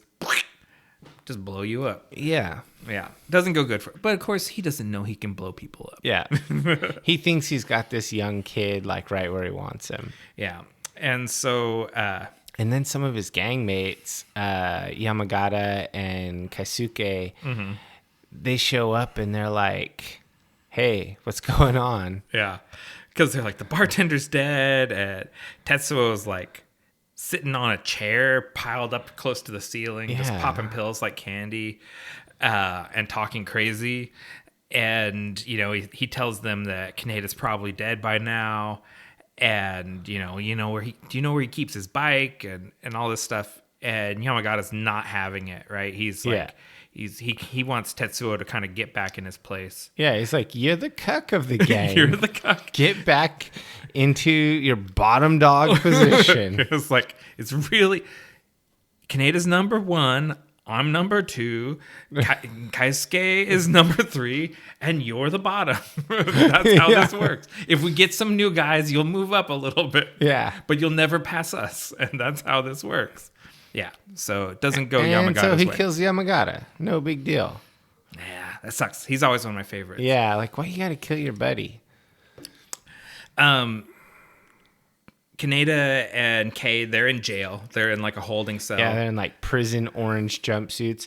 Yeah, why are they in the same cell together? What kind of prison puts? I don't think it's men a and women prison. I together? think it's just like a room in the hospital, right? Oh, Because okay. they just locked them up somewhere there, and they're having like a kind of philosophical talk about what the power is, and Kaneda just can't keep up with it. Yeah, it's like Kei is really smart and deep, and Kaneda is just a dingus. Yeah, he's not a bright. The one thing that kind of clicks to him is how dangerous the idea of Tetsuo with all that power is. That's like the one idea that gets through to him. Yeah, because she explains what's an Esper and what's going on, and he's like, okay, so this is bad. Tetsuo's an Esper. We got to take care of it. Yeah, and basically, he kind of is like, it's my job to kill him. It's sort of like the he's long like, and short I'm of it. his gang boss. I got to take care of him. Yeah, and so what's her name? The Esper girl, Kyoko. She puppet masters Kei again for a little bit, and she breaks them out of jail. She pops the locks, and lets them out. And we kind of hear the psychic kids talking about like, we have no choice but to use her because she just sort of fell into our lap, and she's the one thing we have. Yeah. So we're just gonna have to do this. And basically, like, they're escaping, and there's like tanks in the street and helicopters everywhere, and it's really kind of showing like a military fascist society. Like, everything's turned out because the colonel, he's ordered everyone, all military assets, to go after Tetsuo. Yeah, and the city's on lockdown. There's like no one out in the streets anymore, and other than military, you just see tanks and stuff rolling down the streets. And so, like, but Kaisuke managed to find Kei and Kaneda, and so the three of them kind of get together, and he tells them what happened. Tetsuo killed Yamagata, and he's asking about your bike, and Kaneda's pretty distraught, and he gets Yamagata's bike. And he kind of like swears a solemn vow of vengeance. He's like, I'm going to send it to him, and he rides it into a wall so that so Yamagata will have his bike in Valhalla. Yeah, I like that. Like how he sends him the bike into the afterlife. That's like a true bro. Yeah, he's a good gang leader. Yeah, he's a good friend. I mean, why is Tetsuo so terrible? He can't just be bottom dog forever. I mean, is it that bad to be the bottom dog of a biker gang? Probably. It's probably pretty bad. You probably have to clean a lot of things. Yeah. So while they're having their sort of Viking funeral for Yamagata's bike, Takashi shows up to teleport Kei away. And Kaneda is pissed. Like he's like, it's not fair. You can't just use people like this. I should be the one to kill Tetsuo. And he's mad about it. Yeah. Yeah, there's it's like a cool scene when they like show up before they teleport, and like Kei is like walking on water. Yeah. And like this, like, Akira's power exists within everyone. Yeah, that's just kind of like a cool spiritual moment. I want to know more about this cult of Akira. Because basically, they're able to activate the power within Kei and use her. Yeah. As though she has powers, even though she's not awakened or whatever. Is this more explored in the manga? I think it probably is. I mean, we're getting into the part where it starts really rushing ahead in the, like, most of the movie is in the first volume and a half of the manga. Oh, okay. And then we're like, skip ahead to the end. And so they really start condensing stuff here.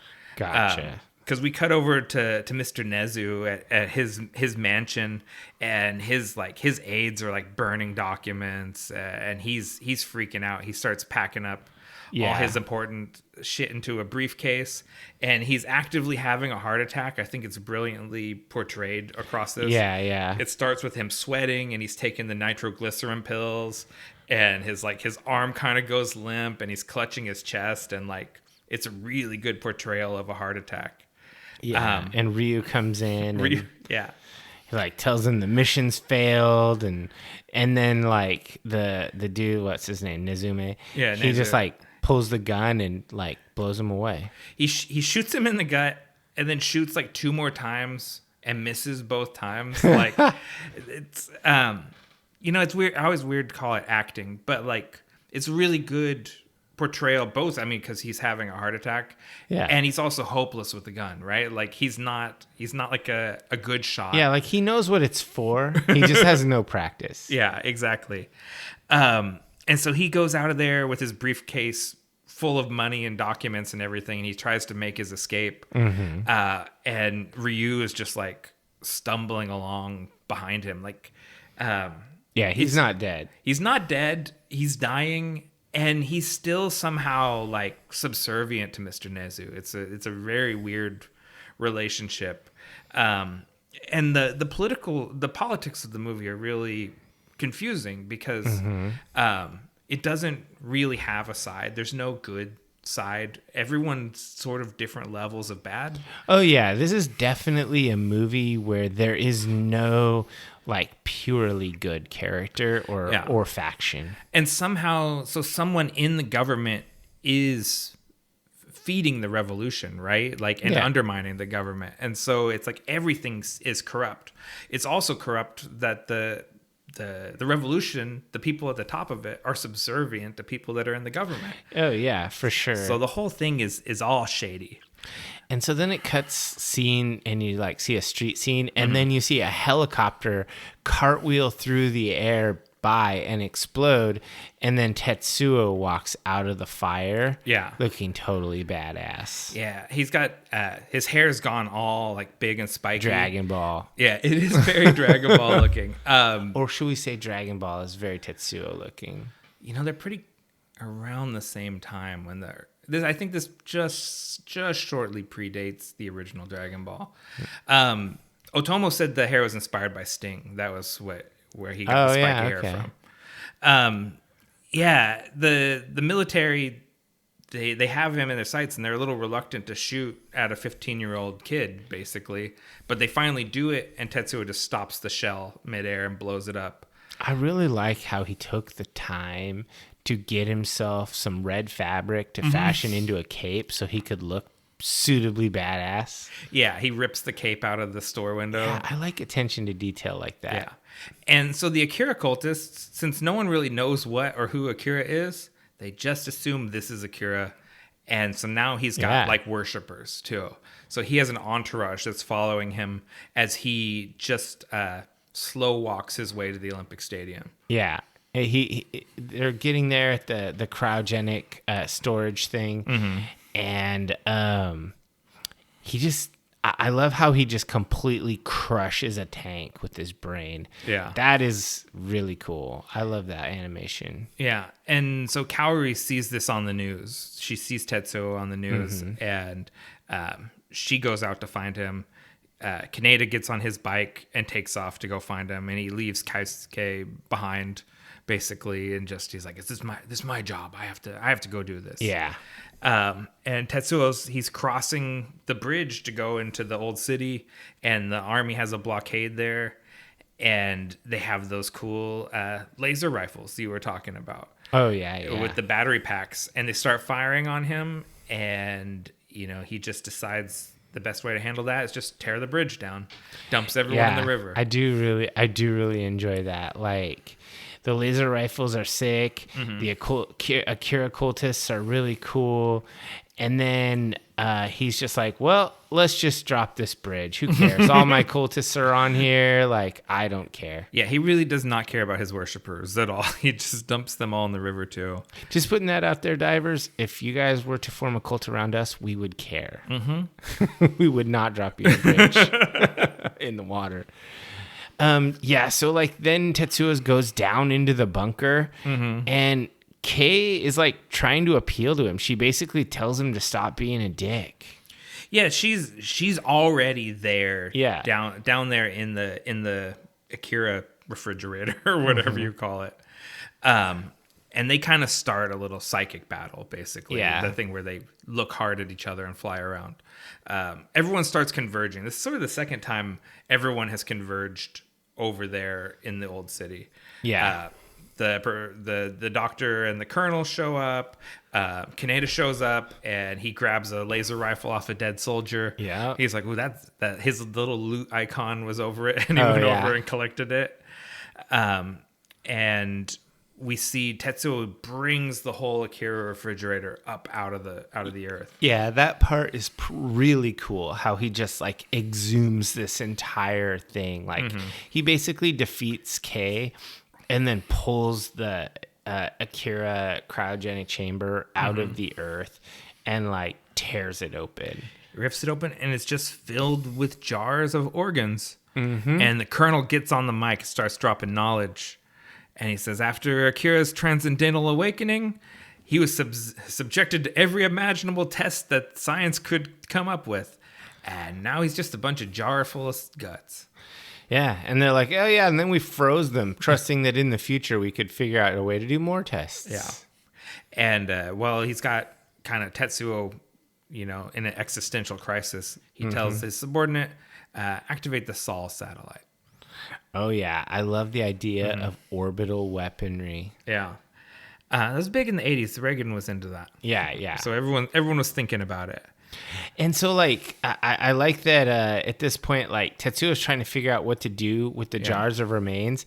And Kaneda, still, he's trolling him. He makes fun of him. And it immediately made me think of that one clip, or that little thing that Uncle Roger puts on his videos. Emotional damage.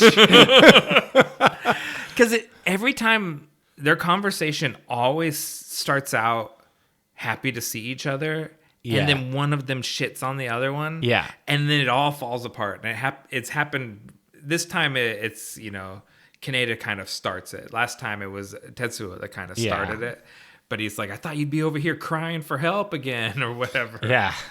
And he fires on him with the laser, and he I think he wings him, right? The first time he catches him in the shoulder. Yeah, it just hits him. It doesn't do much. Yeah, and they do the whole thing where they're kind of like running, or like he's running around and they're shooting at him. And eventually he finally would have got, like, he actually does shoot him right in the gut. It would have been a perfect shot, but the battery dies on the laser. They only have so many shots in them. Yeah, and what he did do is he successfully kept Tetsuo busy long enough for the orbital weapon to hit him. And it's basically, it destroys an entire arm. Yeah, just zaps his arm right off. Which, that's not bad for getting hit by an orbital weapon, just losing one arm. Yeah, I mean, and if it had been, targeted just a little more precisely, that probably would have just killed him. But just lost the arm. And it's pretty grim. The Sol satellite fires a few more times. Like, it almost gets Kaneda and Tetsuo both, but he kind of puts a dome over them. Yeah. And then he flies up into orbit and tears the satellite down. Yeah, there's a moment in there where there's like multiple falling rocks, and Kaneda is trying to like dodge them one after another. It's a little slapsticky. It's a little silly. Like, of course, it's anime, and anime is going to have their little tropey things. Yeah. But like this movie's been mostly serious. It's been mostly free of anime nonsense. But Kaneda running, I thought when that scene happens, I was like, oh, Dave's going to have to say something about this. Yeah, it is a lame scene. It's funny. It's just it's not actually funny, though. It was funny. It was, okay, so when we watched The Hobbit, and the movie, not the animated, and they were in the Goblin Cave, and there were bridge after bridge. You know what the difference is? That was this. You know what the difference is? What? That goes on for 15 minutes in The Hobbit. It's probably like 5 minutes. But this is just like 30 seconds. Yeah, this is a brief scene. It's beautifully animated, and it gets a little laugh in So here's in the the thing, middle though. of the action. When you're watching it and you're like, oh, Dave's going to say something, that's how you know it's out of place in this movie. It doesn't belong here. It's not part of this, I don't know, this story. You just like things to be in little boxes. I like things to have continuity. And that is like totally out of place. Okay, if you say so. I don't think so. But back in the mobile lab, the colonel goes to see the doctor, and he figures out that the doctor has known for a hot minute that Tetsuo had the same sort of power levels as Akira, and he's livid because he told the doctor to terminate the subject if it was clear that we were heading for this. But he's like, he was too good of a specimen. Yeah, he's like, oh, but all this mad science I could do with this guy. Yeah. He should have killed Tetsuo like when he first took the first readings. He's like, oh shit, this is a bomb waiting to go off. Yeah, shut it down, put it in the refrigerator, and bury him under the earth. Yeah. But no, the doctor, because that's the way of mad scientists.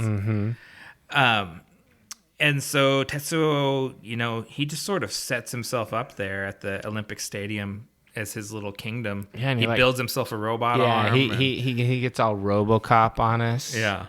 And Kaneda and Kaisuke and Kei, they all kind of get away, and they're using their bikes to charge up the battery for the laser rifle. Yeah, I thought that was pretty cool, using the bikes to charge the laser rifle. And then Kaori gets to the Olympic Stadium to go help out her man. Yeah, it's Tetsuo's girlfriend, and she shows up and he shows her the robotic arm, and she's like, ugh. Yeah, she's pretty grossed out. She's very worried about him.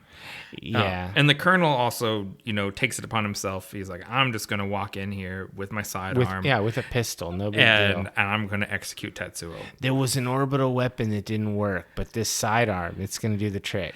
He's got to know it's a suicide mission. I think he's just like, I'm the only one with the stones to do this, and I'm just going to go in there and do it. He should have at least got a laser rifle. Right. He comes in and he makes one kind of final plea to Tetsuo. Come back to the lab. We'll get you the medicine, get you under control. You need to come back with me. You can't just be out here running wild. And there's a really cool moment in this scene for animation when Tetsuo gets up from kind of his concrete throne, where the wires pull out of the concrete and like disengage from it, almost like blood vessels being pulled from an arm or whatever. It's so gross. It's so gross, but it's so artfully animated. It's just insane. Yeah, so much detail. I know precisely what you're talking about, and because he's been melding. He's like melding into the concrete structure. The longer he sits there, it's really really gnarly. He's starting to freak out Kei, right? Or Kaori. She's the big goopy arm is starting to freak her out, and she's wanting to kind of get away from him. And while he's distracted, Colonel takes his shot and shoots him in the arm. And then he starts going really gross. Like his whole arm like expands, and it grabs the Colonel. And it's got all these like tiny little fingers growing out of it, and he's just enveloping the Colonel. Yeah, this is where it gets to be all like body horror-ish. Yeah, and I believe that's when Kaneda rolls back in with the recharged rifle, and he's on his bike, and he's basically taking shots at Tetsuo and driving around the stadium, trying to cat and mouse with him. Yeah, like motorcycle guy with laser rifle. That's iconic. It's very cool. Yeah, and Tetsuo starts to really lose it. Like he's no longer in control of his body. Yeah, and he just like his body mutates into this giant mass of gnarly flesh, and it kind of like engulfs and encompasses Kaneda, and it kills Kaori. It just like crushes her. It sucks them kind of both up. And while this is all going on, the ESPers arrive and start kind of communing with Akira. They're gonna wake up Akira. Yeah, and like when I saw this part though, like with Tetsuo's body just going insane, he becomes like a flesh volcano. It's just gross. It's like it occasionally kind of forms into like a baby, and then it explodes again, and the baby reforms, and like you said, inside Kaori just gets crushed inside, and then he's pleading with Kaneda to help him, and he's like, Kaori's pain is inside of me, and Kaneda still has the gun, luckily, and he blasts his way out, basically. Yeah. Gets out of it before he can be crushed inside of Tetsuo. And right around that time, Akira reawakens. Yeah, and it's like a little mini supernova. Yeah. The little boy Akira shows up and his friends, they call him Akira-kun, and like, they're happy to see him. Yeah, they're his buddies from way back. Yeah. And you see before 1988. Like what they all looked like before they became blue and wrinkled, and because he still looks like a little boy. Yeah. And then, like you said, like a supernova or a singularity kind of opens up, and Akira just starts absorbing everything. Yeah, so basically it kind of does what it did in 1988, and it just starts bringing everything in again. Yeah, and Kaneda, in the end, is sort of a good bro, because Tetsuo is like begging for him to help. And Takashi tries to stop him, and he throws him aside, and he's like, "That's my friend," and he follows Tetsuo into the singularity. Yeah. And Takashi goes in after him. He's like, "I have to help this boy." And Kyoko and Masaru, they talk about it, and ultimately they feel like it's their job to go in and rescue Kaneda, even though they won't be able to come back out again. Yeah. It's pretty heartwarming that the three little espers go in there. Yeah. To try to save him. Kyoko teleports the colonel away real quick, and then she joins her friends, and they go in, and we start experiencing Tetsuo's memories and Akira's memories and the Esper's childhood memories. We see we see Kaneda and Tetsuo when they're in the orphanage and how they became friends. It becomes like an anime psychedelic kind of montage. Totally. And I mean, you definitely see what the creators of Stranger Things, the Duffer brothers, what they were watching, because it's like the same sort of lab of psychic children that 11 comes out of. Yeah. And so we just kind of getting these images of all this stuff, and the Espers, they explain to Kaneda, we called Akira so that he would take Tetsuo away, and he's gonna take him to where he went to, and now we're all gonna go there. We're all gonna go there too. And Kaneda gets one more memory of Tetsuo from childhood, and then he hears Kei's voice calling him, and he wakes up outside of the event. Yeah, they basically rescued him. Yeah, they pulled him out, and then just like massive destruction, right? Like it's a whole destruction porn thing that goes on for quite a while. Oh yeah, like the city floods, the doctor gets crushed in the vortex. It's pretty grim. Yeah, the whole thing, it's like basically Neo Tokyo just gets utterly destroyed, and then there's like a moment where it just goes completely silent. Yeah. And then you start seeing, like, it all starts with like the kernel of a circle of an image, and it opens up and it kind of moves, and it's this really cool artistic expansion. And it's later said that this is the birth of a universe. And it's just like, it's just really cool looking, this art. This birth of the universe. Yeah, and kind of everyone gets back together, right? Kei and Kaisuke, they find Kaneda, and they ride off on their bikes, and Kaneda's bike's in rough shape, but they kind of ride into the sunset. Yeah, it's like sparking on the front wheel and stuff. Yeah, the colonel, he comes out of the tunnel, and we get some voiceover from Kyoko. and she talks about, someday they'll be able to control the power. And Masaru says, because it has already begun.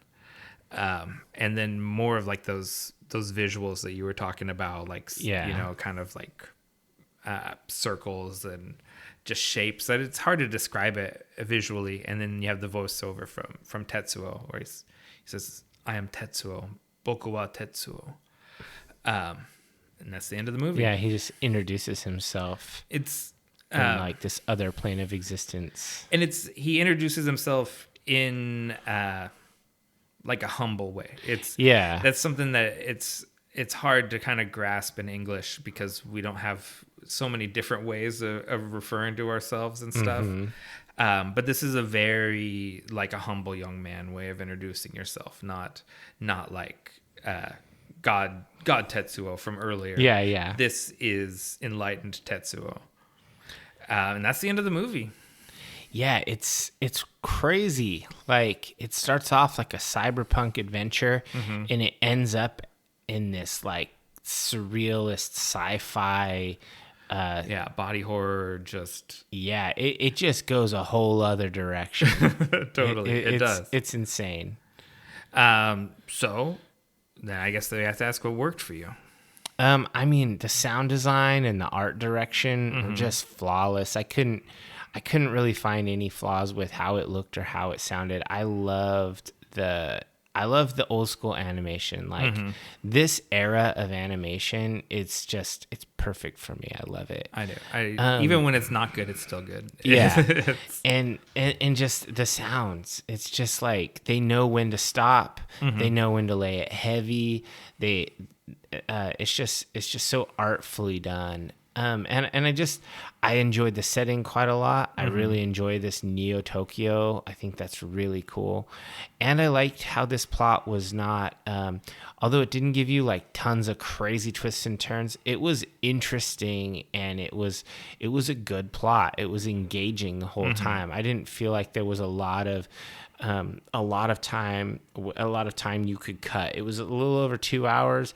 I think maximum if you cut some things like the boys' school scene here and there or whatever, you could maybe shave 15-20, but this movie moves right along. I'd say the opposite in that it would benefit from being a little less compressed and having more time, like having I think a second and third movie. This could be a 3-hour movie and it would probably be better for it. But sometimes, in my opinion, when you cut something down to the minimal, it would have been better if you just removed it altogether. Because like out of context school scene getting beat up, it's just pointless. It doesn't really help the scene. We already get it. These guys are hardened biker youths. Anyway, so I mostly think that it was overall amazing. So I had a lot of personal highlights, but I just think that sticking to the sound and art direction and then the plot and setting, those are kind of my big things. Yeah. I'm going to, kind of repeat what you said. My number one point, this is still a masterclass in traditional hand-painted animation. It is just absolutely exquisite. And the opening, like, gang bikes chase through Neo Tokyo is still breathtaking to this day. Like, this is still like held up there on a pedestal of like, this is how you do it. And it still looks that good. And then the stuff at the end with Tetsuo as he metamorphosizes is so gruesome and excruciating. It's like, it's all still holds up. The music from Geino Yamashiro Gumi,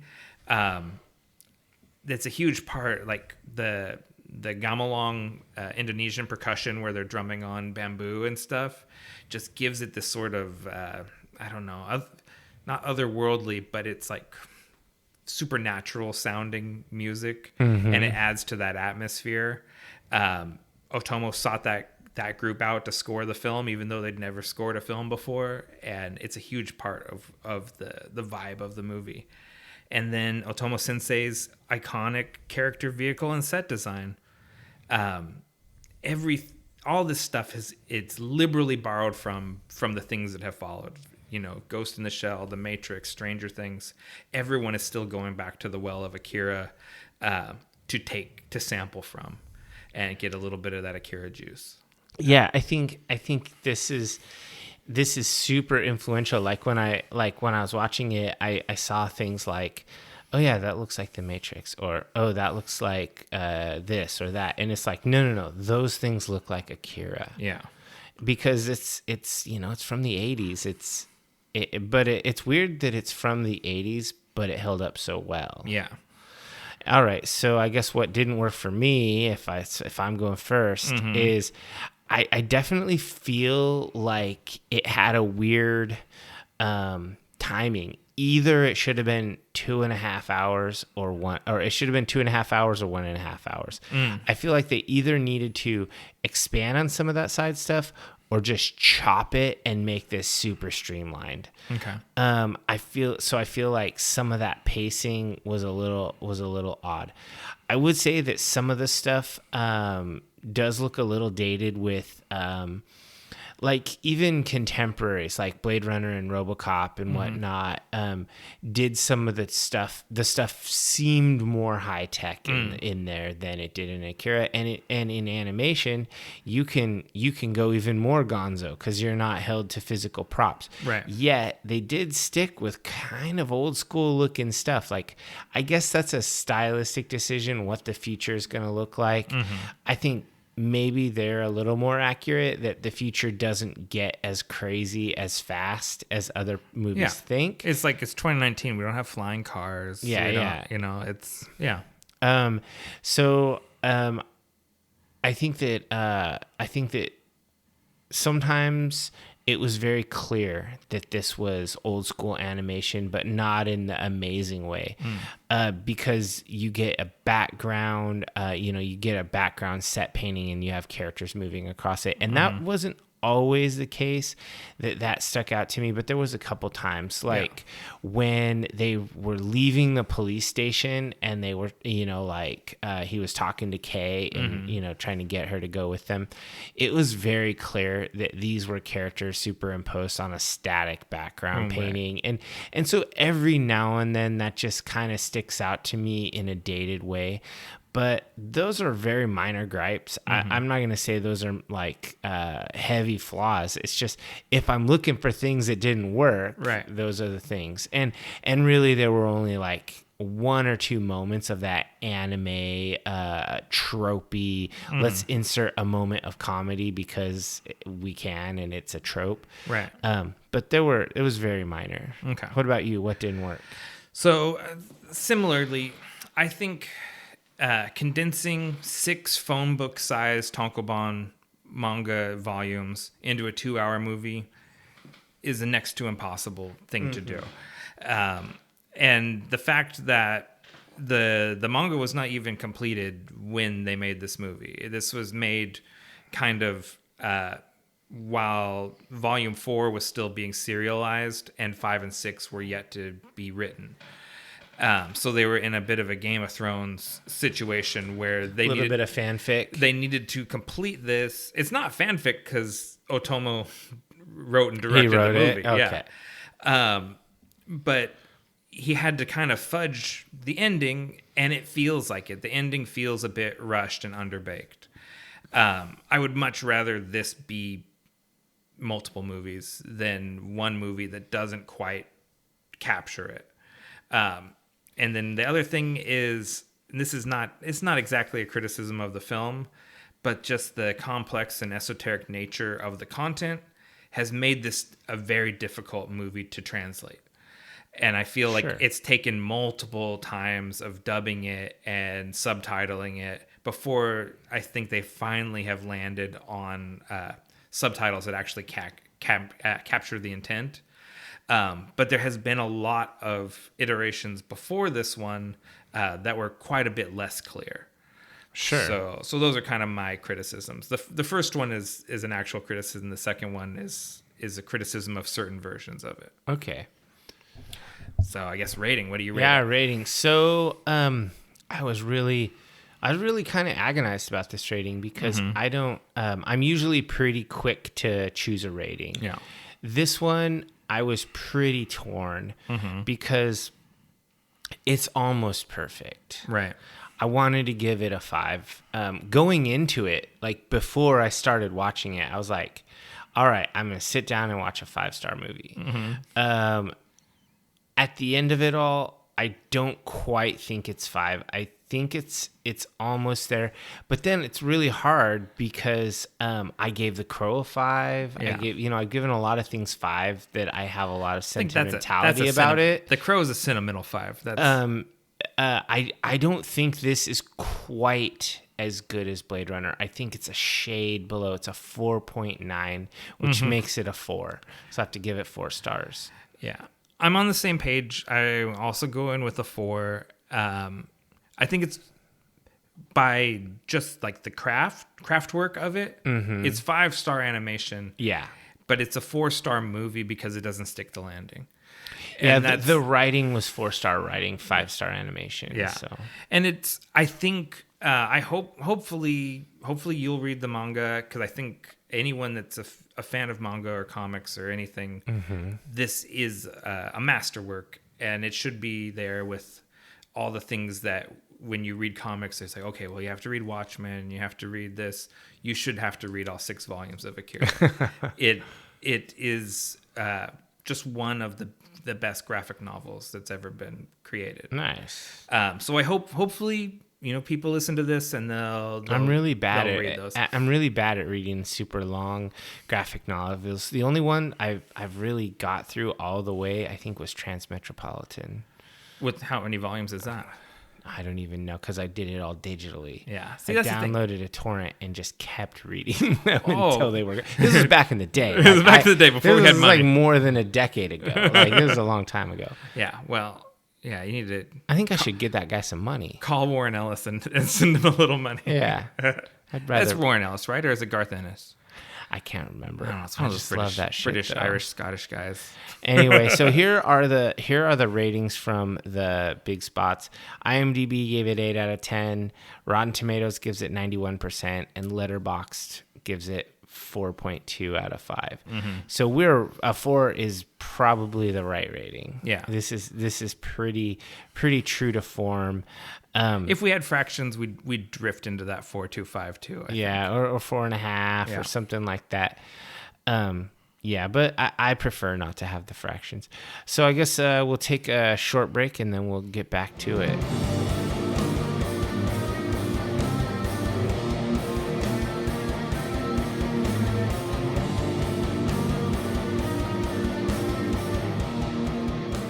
Okay, welcome back, divers. It's time for the final segment, the one where Ask Dave, what are you into right now?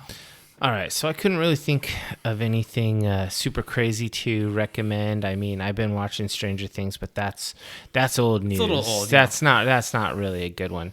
But there's a YouTube channel that I really like that I've been continuously watching called Riffs, Beards, and Gear. I've mentioned this in the past. I think so. But I don't think I've used it as a full-on recommendation. Okay. This guy, his name is Ryan Bruce. He's called Fluff. That's his nickname. He's in a band called Dragged Under, which is kind of a heavy metal, hardcore. Okay. It's not really my style of music, but he's a good guitar player. Anyway, he's got about 400,000 subscribers. He does a lot of guitar gear reviews and stuff, which is not why I watch. I don't watch guitar gear reviews because I know what I like. I'm not looking for new pedals, etc. But he has a couple of really great recurring shows. I don't know what do you call it when a segment? Yeah. He has recurring segments that he does, and there's 2 of them I really like, and I wanted to recommend the channel just for these 2, and they're not just for guitar players. I mean, if you're a guitar player or just a musician in general, you'll like them more. But there's one called Ridiculous Reverb Listings. So Reverb is a website that's like the biggest music gear like sales site. It's like people used to use eBay for this, but Reverb is specific for music, and it's great because it does all the sorting by the minutia, like the year and model of a guitar, etc. And this segment is hilarious because people send him reverb listings for things that are just completely insane. Sometimes it's because the item itself is insane. Like there was a reverb listing for a literally board planks from the stage that the Beatles played on, and there's like pictures of them playing on the stage, and they like match up some of the like knots in the wood and stuff, and it's like, how do you verify that? Yeah, okay. Wood grain is kind of and so it's just, and sometimes, and like for seriously, like that was like $100,000 they wanted for that. And then there's like crazy things like insanely modified guitars that are like things that people do that just absolutely destroy a guitar. And then they call it like custom modifications, and they try to charge like triple retail or whatever. This show is hilarious because his reactions and the way he describes these things are extremely funny. Okay. So I enjoy that. And then he has another one called Rate or Roast My Rig, where you send him a picture of your music equipment, like just set up, and he does kind of a funny little review of your gear. And he'll oftentimes like invent fantastical scenarios about who owns this stuff based on it. Like if he sees like you've got like typical stuff that Doom players use, he's like, I can smell this room right now. It smells like you spilled the bong water. And he'll like just go off about the stuff, and he'll give a rating. And if you have a dog in the picture, you automatically get a 5 out of 5. And it's beards is his rating. So you get 5 out of 5 beards. Yeah. And what do you call it? It's riffs, beards, and gear. Because he's like a guy like, he's in Seattle, so he's kind of Seattle guy. He's got a big beard, and he plays he reviews gear, and he's a riffer, so riff, beards, and gear. Okay. And so it's just a really great YouTube channel if you're interested in music stuff. I definitely recommend checking out some of his videos. He's really funny and very charismatic. So I like that show. How about you? What are you into right now? So I just finished today. I actually didn't think I was going to be done with the book. I thought this was going to be in process in what I was into right now. But I just finished Luda, a novel by Grant Morrison. Oh. It's Grant Morrison's debut novel. Their description, or the description on Goodreads, was a drag queen initiates her protege into the magical arts in this phantasmagoric epic. I think epic's overselling it a little bit. It's a hard book to describe. Grant Morrison says it's a retelling of the myth of Merlin and Nimue, I guess, but told with drag queens. There's sort of elements of autobiography in it, a little bit of a murder mystery, a little bit of a magical how-to. It's a story within a story within a story, maybe with it. It's got at least 3 layers, maybe 4 to it. Is it kind of urban fantasy-ish? It's a little urban fantasy. It's not a Dave book. I'll just Put that say out that there. out right now. I don't think you'd like it. Okay. But I was into it.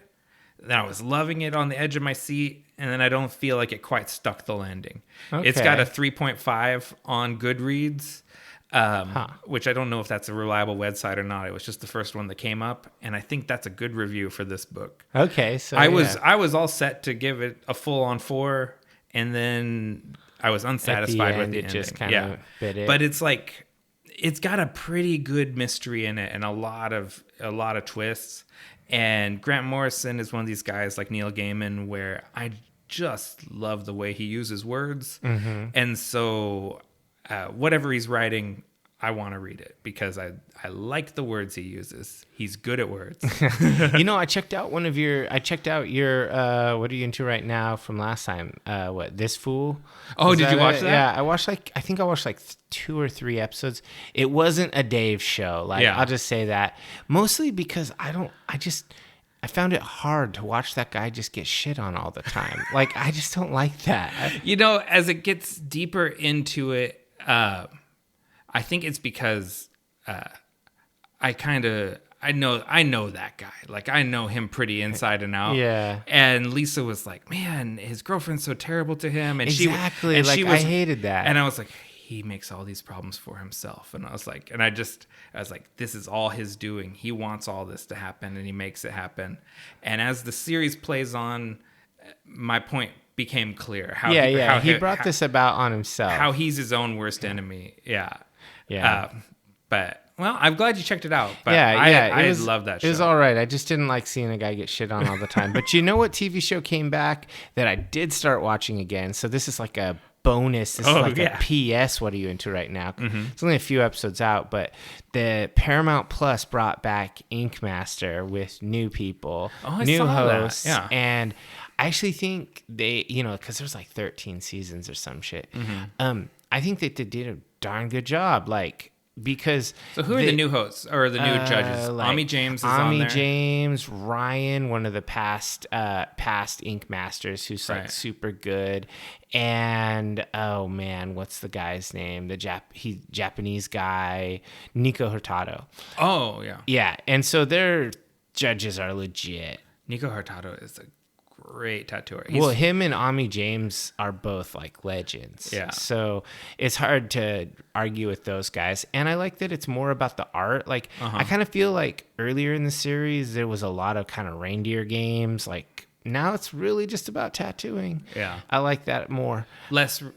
Less of the sensational part of reality show and more about just the skills. Like, let's do some dope. Oh yeah, and it's a Legends season. Everyone on it is a bring back, so they're all legit excellent. Yeah. I saw that was back. And since I like tattoos, I was gonna give it a shot.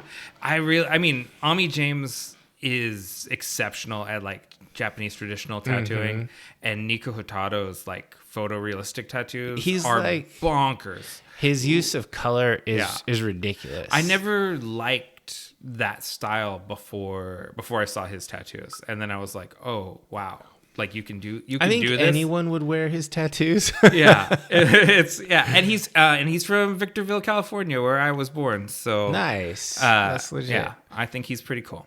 Well, call to action. Subscribe to us on your favorite podcatcher, as well as YouTube, Spotify, and Audible. Don't forget to leave us a review. 5-star review costs you nothing, but means everything to us. New episodes of Nick and Dave Deep Dive the Metaverse drop the 1st and 15th of every month, and you can find us on all social media platforms across the Metaverse as at Deep Dive the Meta. We are on Twitter, which Dave likes. We're on Instagram, which I like, but we are still stubbornly on Pinterest, which no one likes. Well, I guess this is really goodbye. Don't say goodbye. Say good journey.